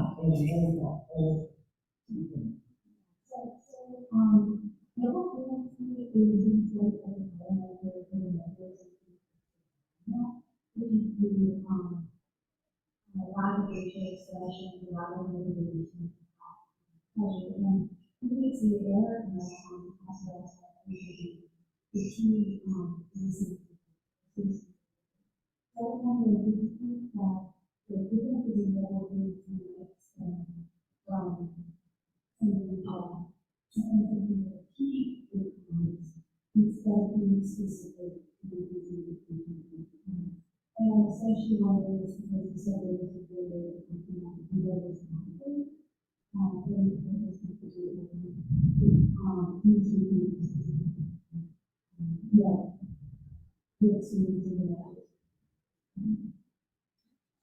So the question is if fatigue may be the reason that we see these global fluency deficits. And yeah, I think that's exactly what we're trying to look at, is to see that because of this decreased quality of life, like this may be why their cognition is decreased. And it's something to consider for future studies to kind of take that into account as one of the demographic variables. And there is some research being done right now, currently with the fatigue, but we haven't arrived at that step right yet. So. My question is, do you know if any of the subjects were bilingual or multilingual, and if so, how do you think that would impact their performance? So we actually did not take that into account, but I think that's a really great question. The question was if did we know the participants were multilingual or bilingual, and I think that's something to take into account for sure, because that could affect how they process language, and that may affect their verbal fluency tasks. So that's definitely something to look at for sure. Yeah, for that first word, it was a word in Spanish that came up for me. I don't know why, but Thanks, Gina, for your presentation. I have two questions. At first, you said something about the requirements for choosing people that speak to the test. There was no evidence of drug use. It said marijuana was unclear as to why. Then you also said something at the end about imaging as future directions. So which kinds of imaging do you do? Yeah, so the first question was, why do we accept marijuana as drug use and not the, not other drugs? I'm not sure the exact reason, but I think it's because marijuana hasn't been determined to have as much of an effect on cognition. And I think marijuana is also more, can be used for medical reasons as well. And the second question was the imaging, yes. So we're doing, it's MRI imaging. And that is to like kind of determine like what structures are correlated with the verbal task. So while they're in the machine, they're asked some questions about that have to do with cognition, and then we can see what parts of the brain flare up and that kind of thing. So.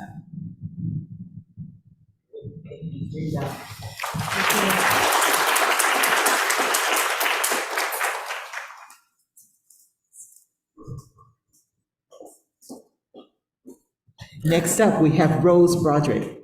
She is from cohort 3, and she works with Dr. Marco Grados.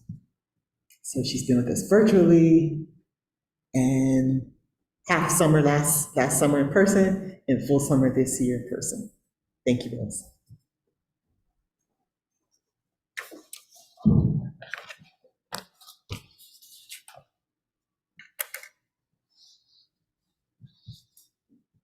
Can everyone hear me? Awesome. This summer, I worked under my mentor, Dr. Marco Grados, to study obesity and psychiatric disorders in youth.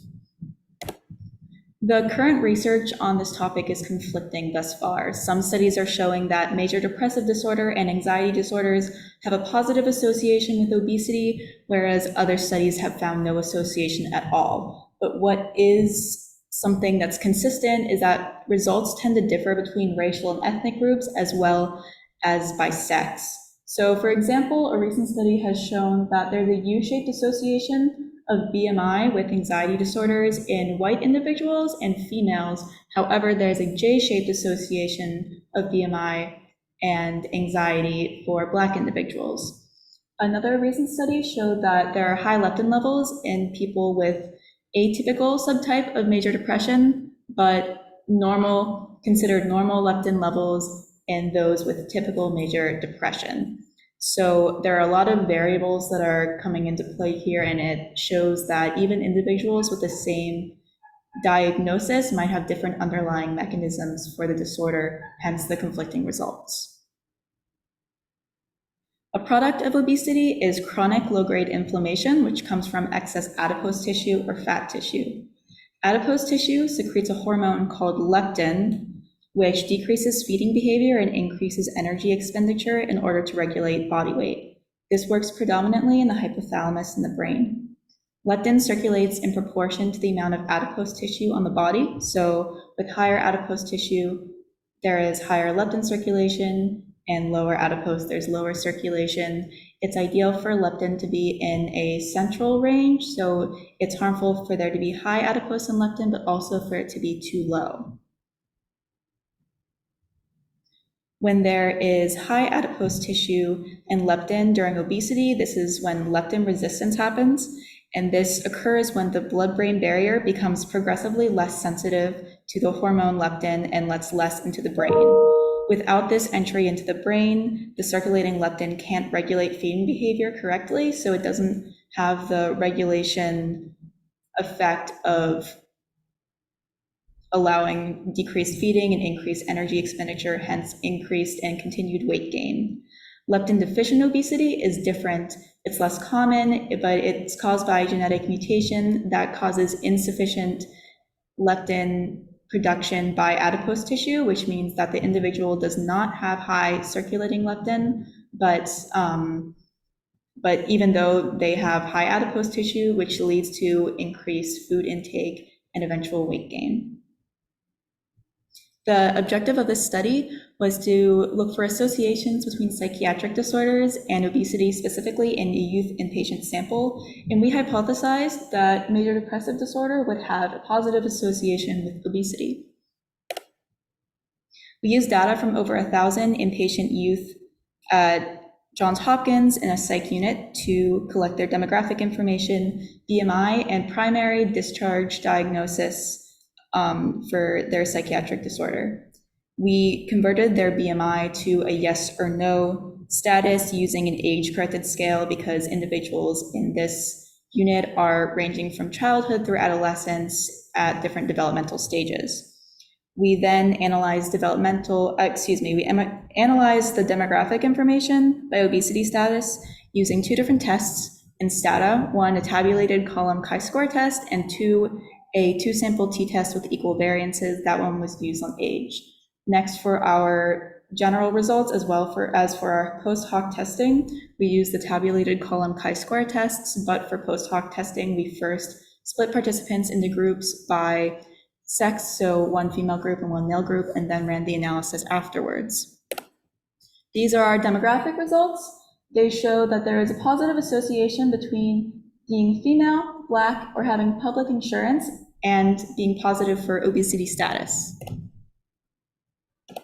Our general results show that there is a positive association between having mood disorder not otherwise specified and having obesity, while there's a negative association between having panic disorder or having any anxiety disorder diagnosis and having obesity. These are our post hoc results, again split by sex into male and female, that show that in females, again, mood disorder not otherwise specified is positively associated with obesity, whereas generalized anxiety disorder and any anxiety disorder diagnosis are both negatively associated with obesity status. And note that there are no positive or negative associations in the male population, which I thought was very interesting.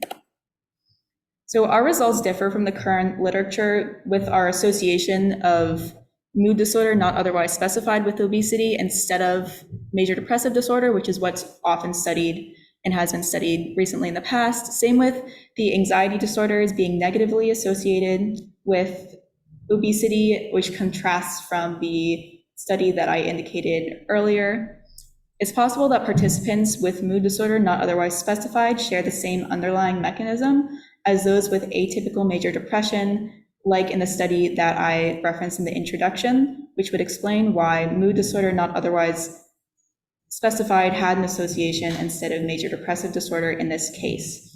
Other differences in our results could be due to the fact that we use a different sample population than what is common in these studies. We used a youth inpatient sample, and the majority of studies in the past have used outpatient adults as their population. We suspect that between individuals with and without obesity, those with obesity experience unfavorable changes specifically at the blood-brain barrier and within the brain because of their high leptin and adipose tissue levels in the body and the complications in the immune and hormonal systems that go along with that, because adipose tissue and leptin are both so closely involved with those systems in the body. I am proposing a future study that compares psychiatric diagnoses of patients who are underweight, those with leptin deficient obesity, and those with leptin resistant obesity, while reporting characteristics of the blood-brain barrier, specifically leptin transporters and leptin receptors in the brain, as well as characteristics of the cerebrospinal fluid. And comparing all these psychiatric associations could indicate an overlap in the underlying mechanisms for the disorders. So for instance, if both underweight and leptin deficient obesity groups have a positive association with an anxiety disorder, this could indicate that the overlapping factor between the two conditions, in this case, that's low circulating leptin, could be one of the mechanisms having to do with the psychiatric disorder. I would like to thank everyone involved with the Johns Hopkins Neuroscience Scholars Program, as well as Dr. Marco Grados, my mentor, for pushing me this summer, and my fellow scholars for providing so much support. Here are my references, and I'm open to questions.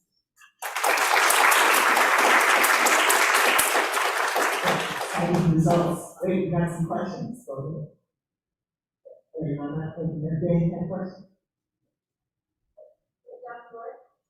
I was curious, how do you think your research could apply to the obesity problem we have in So the question was, how do I think that this research could apply to the obesity problem that we have in America as a whole? I think that this can be applied in a variety of ways. So the helpful thing about this research is that it's not just, it's applied, but it also has to do with a lot of the underlying mechanisms of adipose tissue, leptin, and how complex those circuitries are within our body and how closely related everything is. So even just understanding what goes into a certain psychiatric disorder that's associated with obesity might help provide a more clear picture of the physiological processes that go along with obesity as a whole. Yes. When looking at factors that lead to obesity, I think you find why you mentioned because of notable events.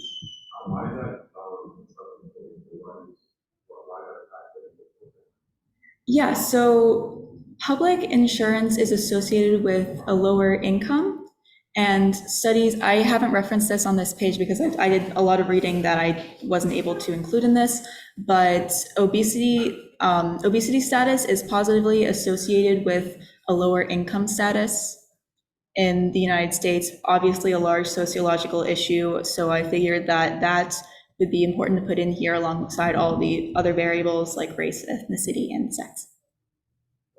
Okay, one more. In regards to expecting to see a positive association between major depressive disorder and obesity, would you also expect the same positive association between major depressive disorder and underweight patients?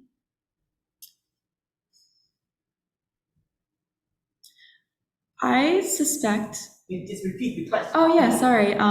Would I expect an association between major depressive disorder and underweight patients? That's a very good question. I think that there would be, first of all, there would be a difference between the atypical subtype and the typical subtype of major depressive disorder. I would expect that for the typical subtype, there might be a positive association between that and being overweight. I suspect that the typical subtype of major depressive disorder is what is often comorbid with anxiety disorders, and why that might be different than what we studied in this specific case, whereas the atypical subtype of major depressive disorder, I would expect that to be more positively correlated with obesity, if that was clear at all. Valeria, and then, yeah. There's something in the chat. A question in the chat. Oh, Catalina says, what is the difference between atypical and typical depression? So atypical and typical depression both fall under the major depressive disorder diagnosis, but atypical depression, from what I've read, involves weight gain, less movement, compared to typical depression that still has differences in the changes in your eating and sleep habits, but it tends to lead to less sleep, less nutrition intake. Valeria, and then Kiana. So the table that you had were showing on the right, like the positive correlations, the one that we looking at effect. Do you think how do we quantify the information of that type of disorder? What was used to compile or like assess that correlations, and also do you think that there's something else that is not being like expressed by the male population, and then like there's some sort of like social factor being that's coming into play that might affect their results? Could you please repeat the first question one more time? I'm sorry. Maybe just in the interest of time, you can talk with that, talk Yeah, about that one sure. later, but answer the latter one, the male and female difference. Sure.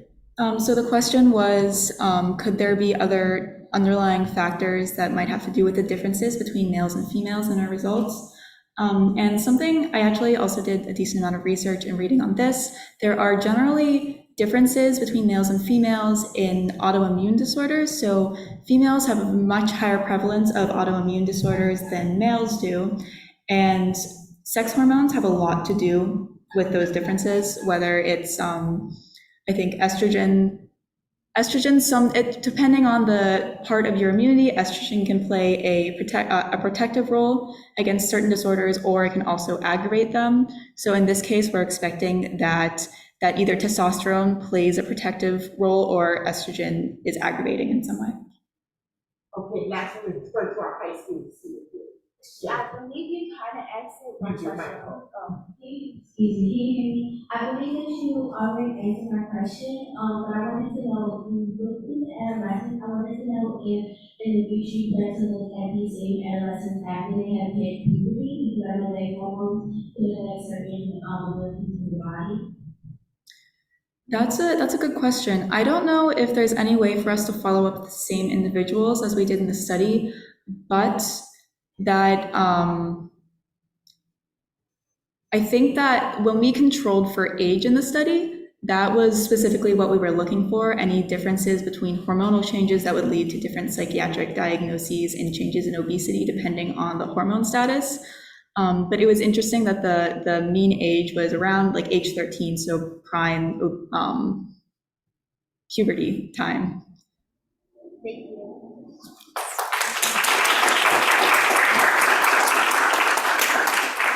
Thank you so much. Thank you. Well, thank you to all of the fantastic speakers this morning. Had to let this go, right? Because this is what we're all about, diving deep down into the science. So great discussion, everybody. So now we're going to break for lunch, but we also have a second poster viewing, and we'll have one later as well. So reserve some time. We're going to break until 1 o'clock. But just reserve some time to come back and review the posters that you didn't get to review the first set. Okay, and you can, if you want, you can, right, Heather, we have bag lunch, so we can take the lunch outside. Okay, we can eat outdoors. There's a courtyard just, you can go through the hall here, and just on the other side of Balducci's, there's a door and there's a nice outdoor area, okay, that we can eat. Great job, everyone. Okay, we'll see you back at 1 o'clock. Thank you.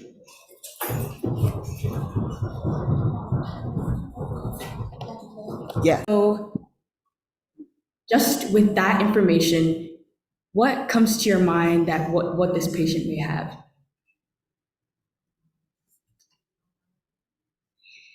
So that was also, my first thought just looking at it blankly with that statement. And so you run more tests and you see, okay, there is some neurodegeneration that looks like it's Alzheimer's disease. But what if you find out that this patient is HIV positive? Now, what would you think? Would you think it could still be AD? Or would you think maybe it could be HIV-associated neurocognitive disorder? And this phenomenon is something that we see a lot, and the distinction between Alzheimer's disease and HIV-associated neurocognitive disorder is something that I am going to delve more into in this presentation. So good afternoon, everyone. For my project today, I'll be discussing osteopontin's attenuation of HIV-induced amyloid beta accumulation and its neurodegenerative signature in the brain.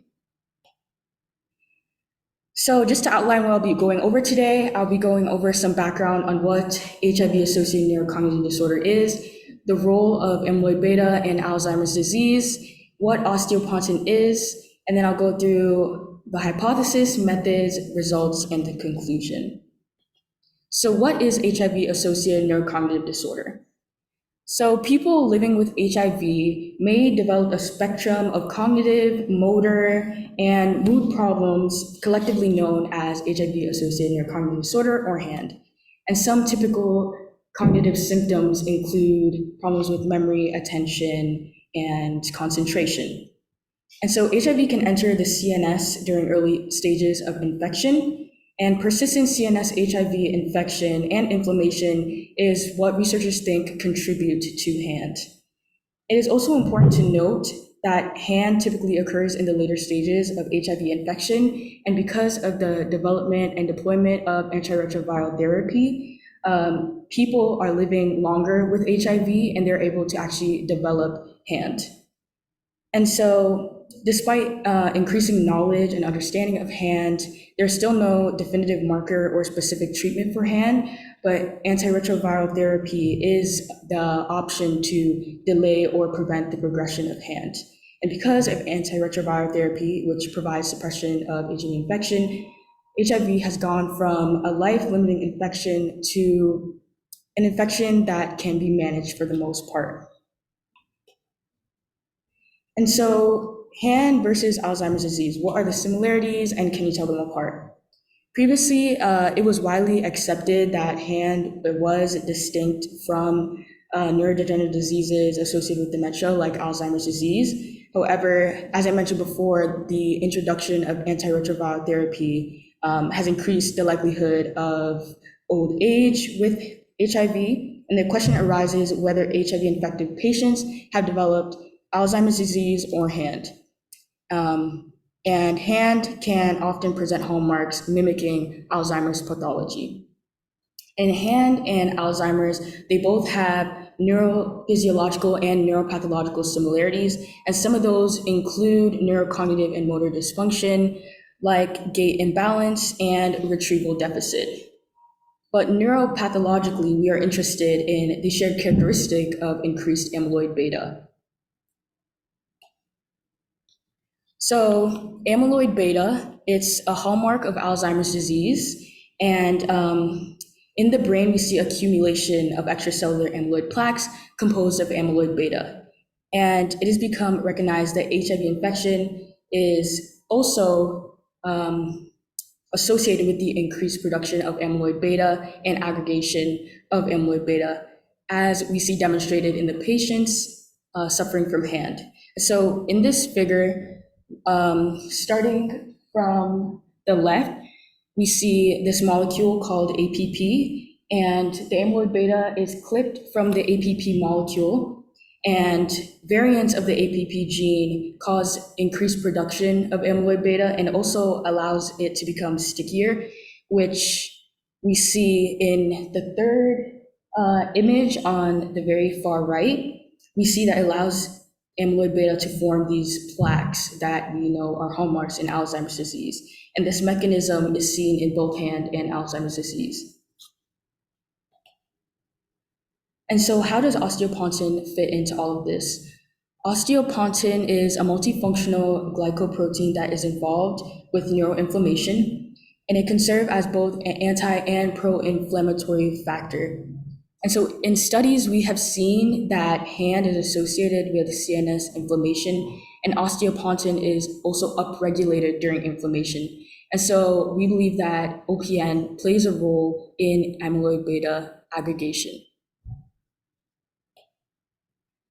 And so since we have infected our humanized mouse model with HIV, we are able to be certain that this protein, amyloid beta, is present in hand onset and not Alzheimer's disease. And so with this, we have our hypothesis that our HIV-infected humanized mouse model will have amyloid beta present in the brain and therefore possess these similar neuropathological hallmarks that we see in Alzheimer's disease.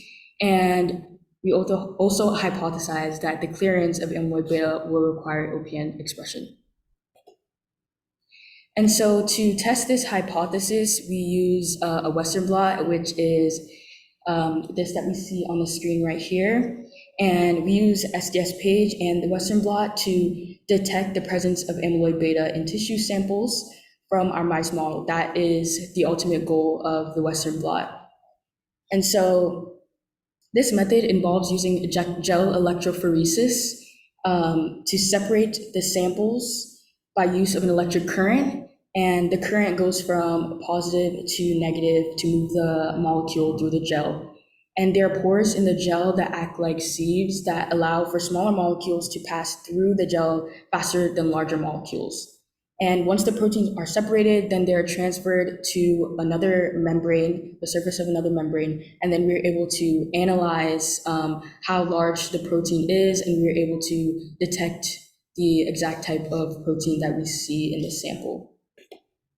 And so this goes into depth a little bit more about the methods. And so first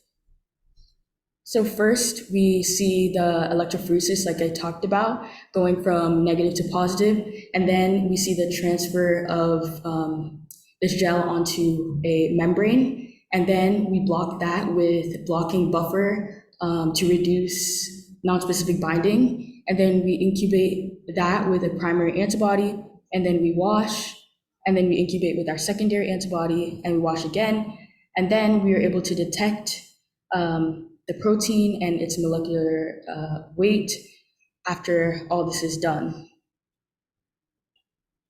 So this is some results that I got from the Western blot. So this was more of like a trial run with lysates before we actually start the Western blot of actual mouse brain tissue. So on the right here, you see the actual results from the Western blot. We see beta-3 tubulin, which was our control, our loading control at 52 kilodaltons, which is within the range of the protein. And then for the next Western blot for amyloid beta, we saw that at a molecular weight of 8 kilodalton, which is also within the range of the amyloid beta protein. And so in our 4 samples of normal Alzheimer's disease, Parkinson's disease, and multiple sclerosis, you can also see that the band intensity within the actual Western blot is different as well. And that's another thing that we were able to analyze with the Western blot. And we can take a closer look at this with the image on the left. We were actually able to analyze the relative abundance of the protein using image J. And so this specific figure is for the amyloid beta Western blot. And so in our image J analysis, we could see that Alzheimer's disease had the highest relative abundance for amyloid beta. And then we see that Parkinson's disease was next, and then multiple sclerosis, and then normal. And so the result was able to confirm our hypothesis that given amyloid beta is a hallmark given that amyloid beta is a hallmark for Alzheimer's disease, we would see the highest relative abundance within the Alzheimer's disease sample compared to the other samples. And after using these lysates, we hope to continue to move on to our mouse brain tissue and see if we can see the same results with our actual samples from our mice. And so that is the next step in our ongoing experiments, and we hope to see similar results with that. And so now I would just like to thank some people who have made this experience possible, starting with my mentor, Dr. Amanda Brown. I just thank her for the opportunity to be in her lab and learn so much, not just about science, but just about the real world as well. And then also Ms. Heather Thomas and all the amazing things that she has just made possible for all of us. And Dr. Ratnakner, Dr. Carter, and the entire Johns Hopkins community, and also my peers in the JH Neurophytes and the JH-NSP Scholars Program, and also all of Dr. Brown's lab members as well. And this is my references.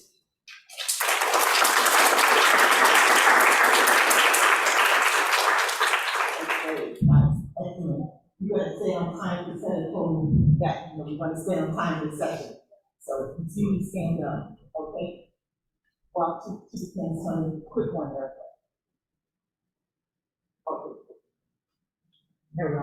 So I don't remember you mentioning this. What are your future projections for this project, and where do you think you can go further? So like I mentioned a little bit before, so since these were just lysates, we definitely want to use our actual mouse brain tissue to see if we would see the same abundance of amyloid beta within our mouse model. And then also we hope to use ELISA to look at the difference between soluble and insoluble amyloid beta, which makes a difference in the hallmark with Alzheimer's disease, because insoluble amyloid beta is actually what we see causes the neurodegeneration and the cognitive deficits that we see in Alzheimer's disease. So making that distinction with ELISA.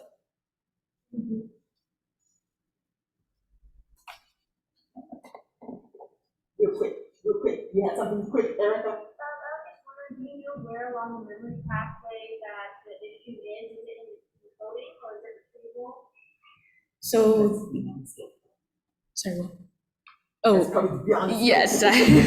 So the question was where in the mechanism of retrieval and encoding we would see the issue. And I think I wouldn't be able to answer that question right now because that's beyond the scope of my research, but I will look that up and get back to you. Excellent, thank you.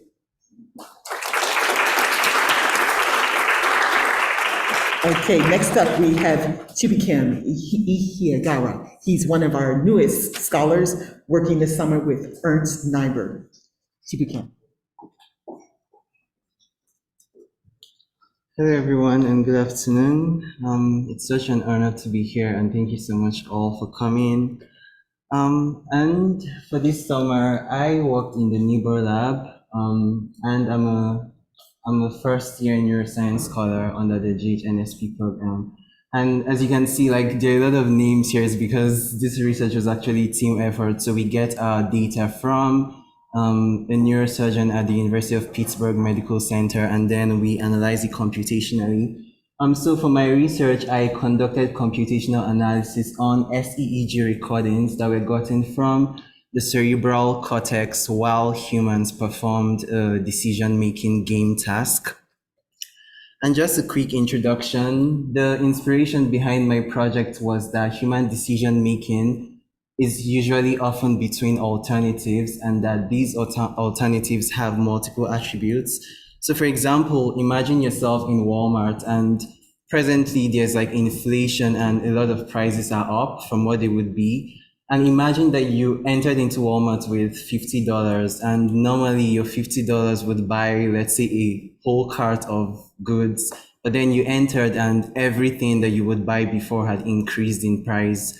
For you to be able to make your choice on how to switch, you would have to consider a lot of things. So for example, at this product I used to buy before, what's the expiry date on this product I want to buy now? What's the brand name? In order to be able to make sure that you get what your money is worth. And while you're doing all of those things, your brain is encoding different things. So your brain is encoding how the things you buy will either profit to you or be lost to you. Your brain is also encoding the amount of what you're buying and the probability of that satisfying you. And so that was the whole inspiration. So we took that and we converted it into a game that our patients play and we analyze it computationally. And this was based on the neural signals were recorded from human patients at UPMC. And these patients had medically intractable focal epilepsy. So that means that drugs weren't working on their condition. And so as a last resort, the doctor had to place electrodes inside of their brain to localize the seizures. And since it's focal rather than generalized, so it means that the seizures were only originating from a specific point rather than from several points. So the goal was to find that area and then possibly remove it so that the patient could survive. And so we used SEEG, and SEEG, just in case you didn't know, this is from the Mayo Clinic. So in normal EEG, we have electrodes placed on the scalp, and this is done in order to diagnose, for example, epilepsy. So we place electrodes on the scalp, and then brain activity is recorded in order to see if a patient has epilepsy. But then in contrast to this, we used something different. So we used SEEG, which is stereotactic electroencephalogram. And this is from the Cleveland Clinic. So as opposed to the previous picture I showed, here you can see that the electrodes are inside of the person's brain rather than just on the scalp. So this has been proven to be safe. So it's not like invasive or unethical. So this basically localizes the area where the seizures are and helps the neurosurgeon.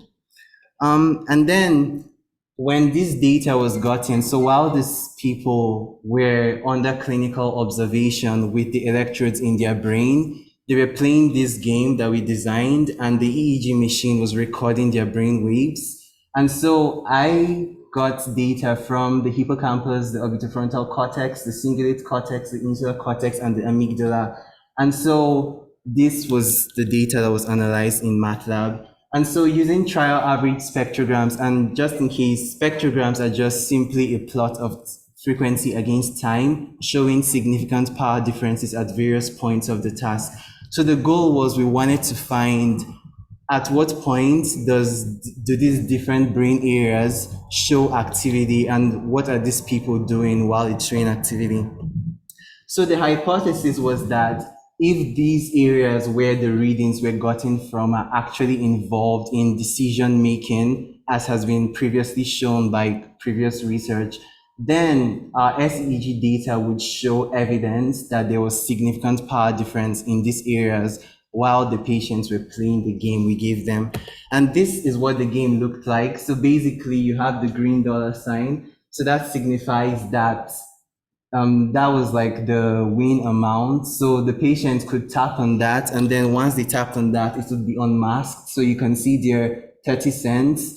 And so they would tap, and then they could also tap on the dice. So the dice signifies probability. So they would tap on the green dollar sign, and then to show them the amount they could win, and then tap on the dollar sign and the dice sign, and to show them the probability of winning. So let's say 30 cents with a 70% probability of winning. And so they could tap as many times as they wanted to. And then the red signifies loss. So on some of the trials, the patient was trying to minimize how much they would lose or prevent themselves from losing anything at all. So here we can see that when they could tap, and then based on, let's say 30 cents, and let's say a 50% probability, and let's say the other probability was lower, and then let's say they chose 30 cents or something else. And then if they won, it would show them this screen showing them that they had won. And then if they lost, it would show them that they had lost. And so while they were performing this task, the whole of this was we wanted to analyze the neural activity in different regions. And like I explained earlier, using the Walmart explanation, so we analyzed the win domain versus the loss domain. So that's basically when the patients were playing the aspects of the game that involved winning something or not winning anything at all. And then the loss domain, losing or not losing at all. And then amount versus probability was where the brain was encoding the amount to be won versus the probability of winning. And just as an incentive, we actually give the patients the money that they win at the end of like playing this. So that's like an incentive for them to keep playing. And so I'm going to be focusing on the first two because of time. And so for the methodology clinical stage, like I previously explained, electrodes were implanted. And for the computational stage, we fed the data from the EEG machine into MATLAB, and the first stage we pre-processed it. So we removed artifacts that weren't like due to the game or due to what the person was doing while playing.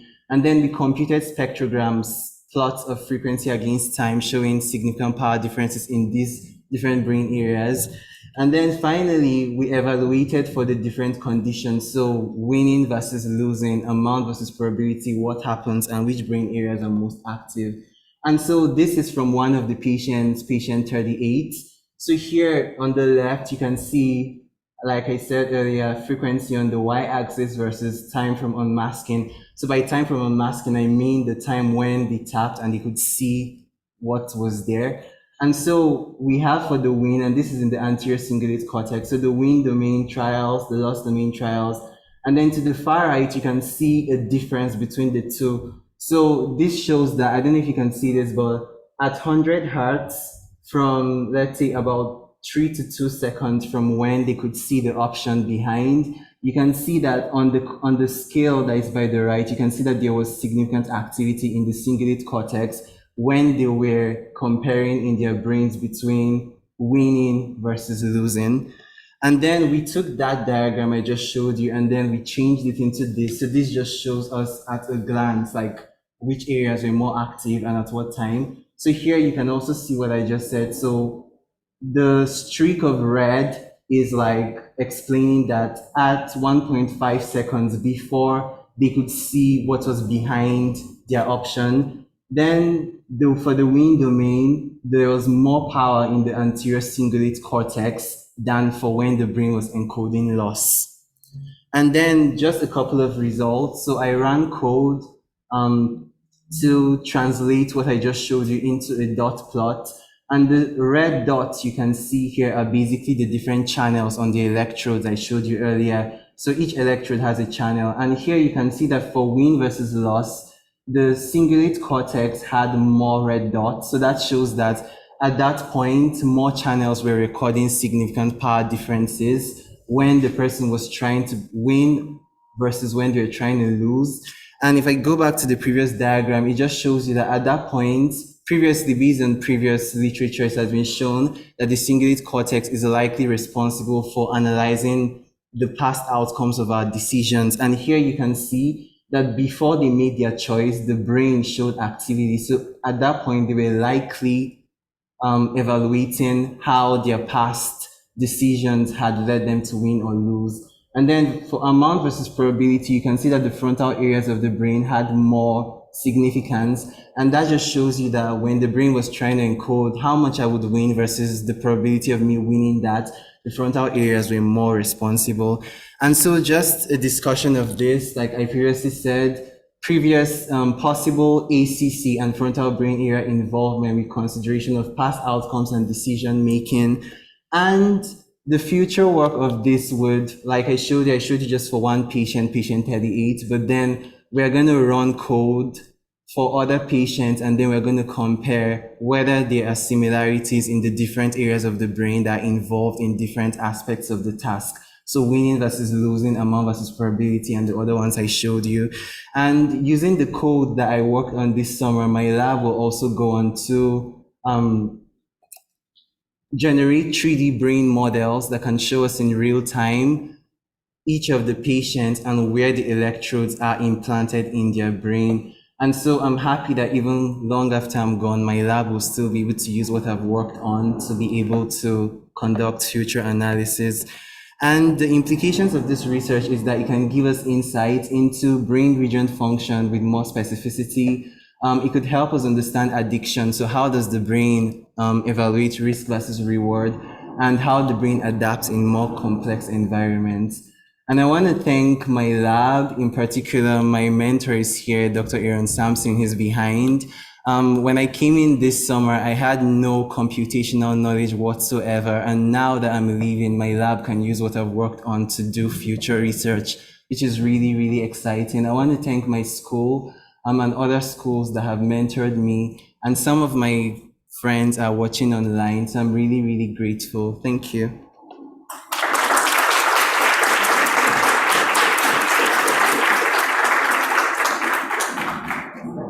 One quick question. One quick question.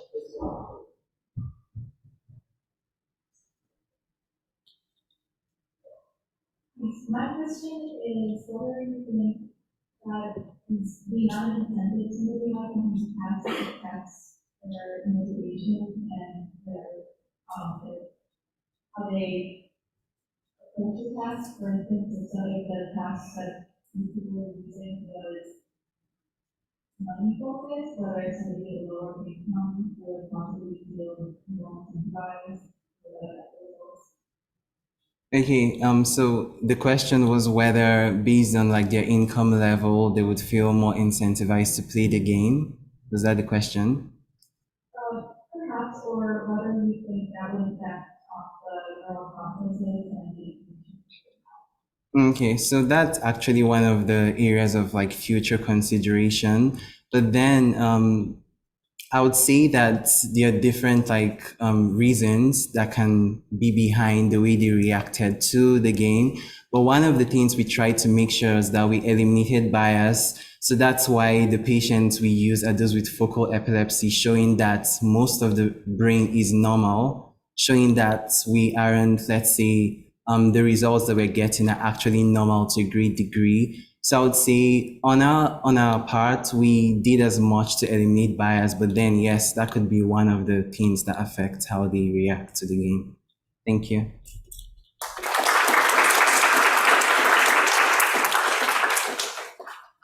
Okay, next up before a break to view the posters one last time is Ben Thompson. He's one of our newest scholars, and he's been working with Elise Coyne and Dr. Rothstein's lab. Ben.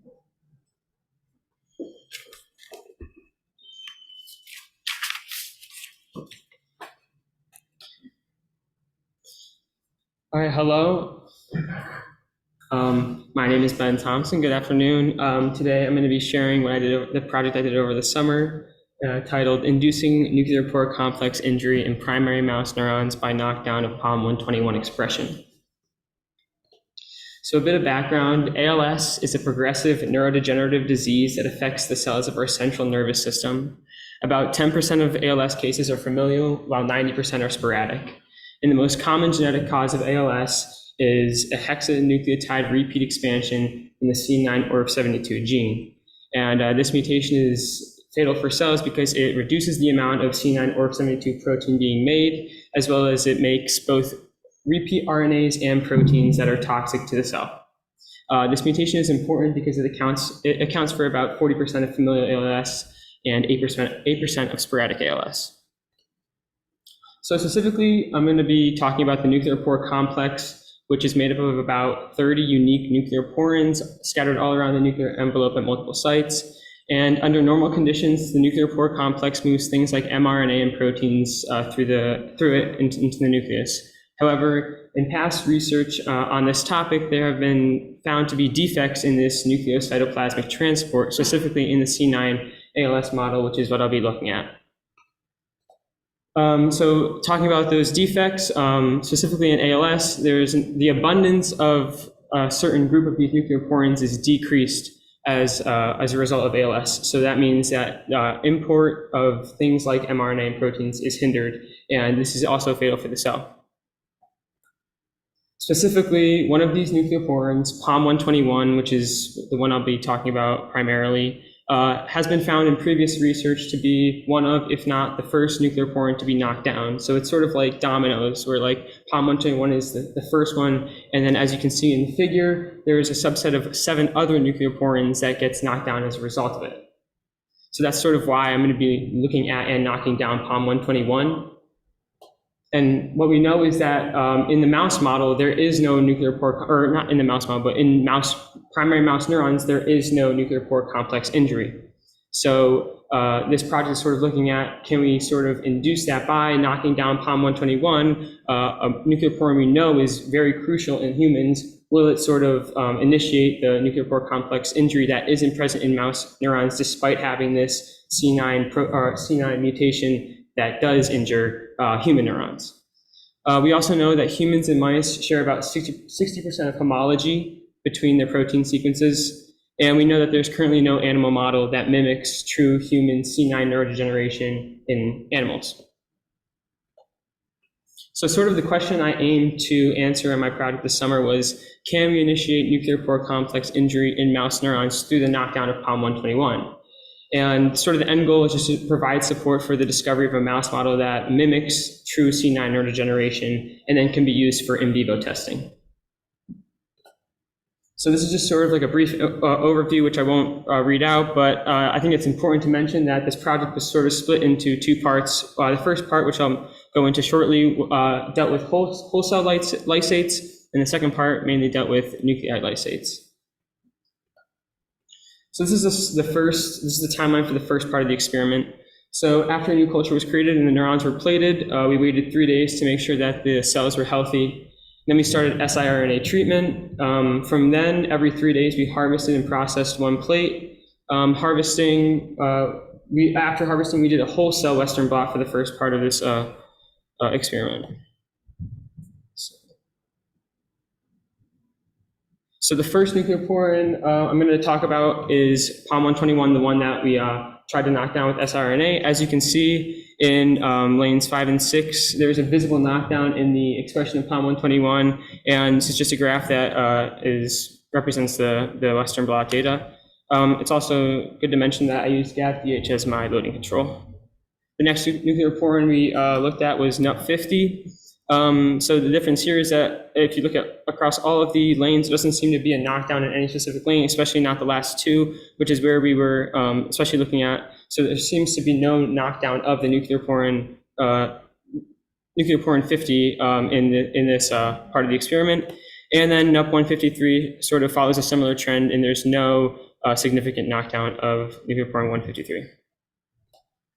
So then we sort of adjusted the methodology for the second part of the experiment. As we saw as I just showed you, that was a timeline or specific data from the timeline of day 9 in vitro. So we sort of shifted the timeline in order to focus down on to day 9. So we went only to 10 days, and then we followed the same exact methodology as last time with the siRNA treatments.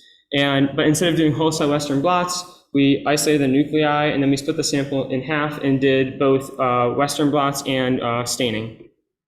So again, I'm going to pick a time point and show my data from that. So at day 10, here we go, NUP50 again. As you can see, there doesn't seem to be any visible knockdown within the expression, and NUP153 sort of follows this similar pattern again, where there's no visible knockdown. And then here's just some other visuals. As you can see, this is the staining I did.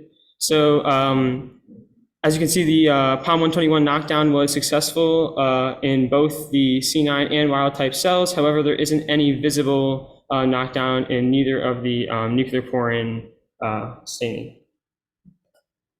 So sort of just wrapping up, as I've said, the POM121 siRNA treatment was successful, or preliminarily, was successful, and the expression of NUP50 and NUP153 did not see a significant change. So going forward, thinking about like possible things to do in the future, as I mentioned before, humans and mice only share about 60% homology in their sequences, so maybe there's like a different nucleoporin or a different protein that is sort of at the beginning of this cascade. So that's sort of some place to look in the future, as well as repeating the experiments for significance. Obviously, there wasn't any significant knockdown within nucleoporins, which is what we were kind of looking for, but yeah. And just for some acknowledgments, I'd like to thank the Rothstein Lab and the newly formed COIN Lab, and especially Alyssa, my mentor, who sort of taught me everything I know about this subject because I knew nothing before this summer. So a big thanks to her. And then Dr. Amanda Brown, Heather Thomas, and Dr. Ratnanathan for this opportunity.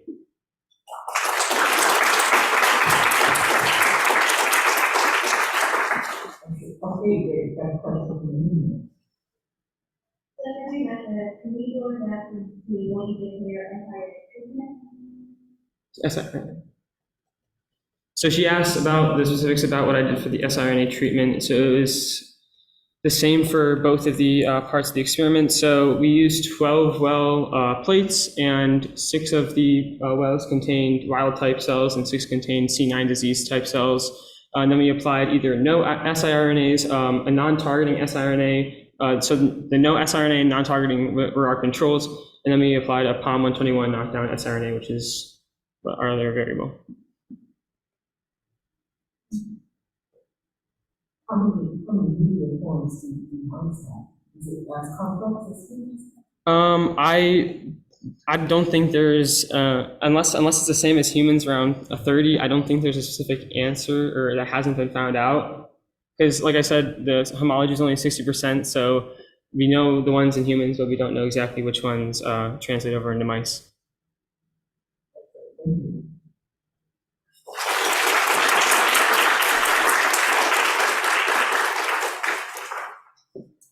Okay, wonderful. We have 10 minutes to view the slides one last time. And then Heather, they have the mechanism for voting. How are we voting? So we get the top three.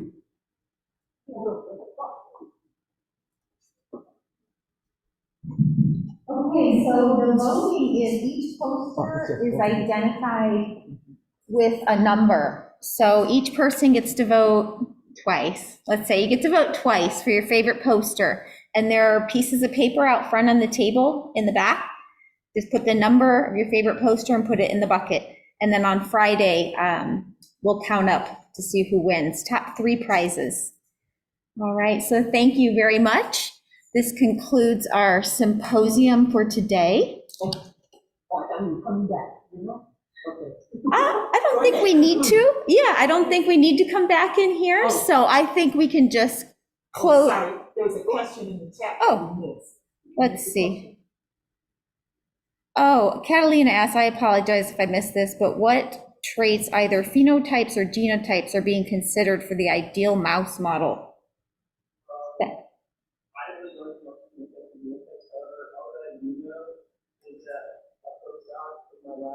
He said that the mice are.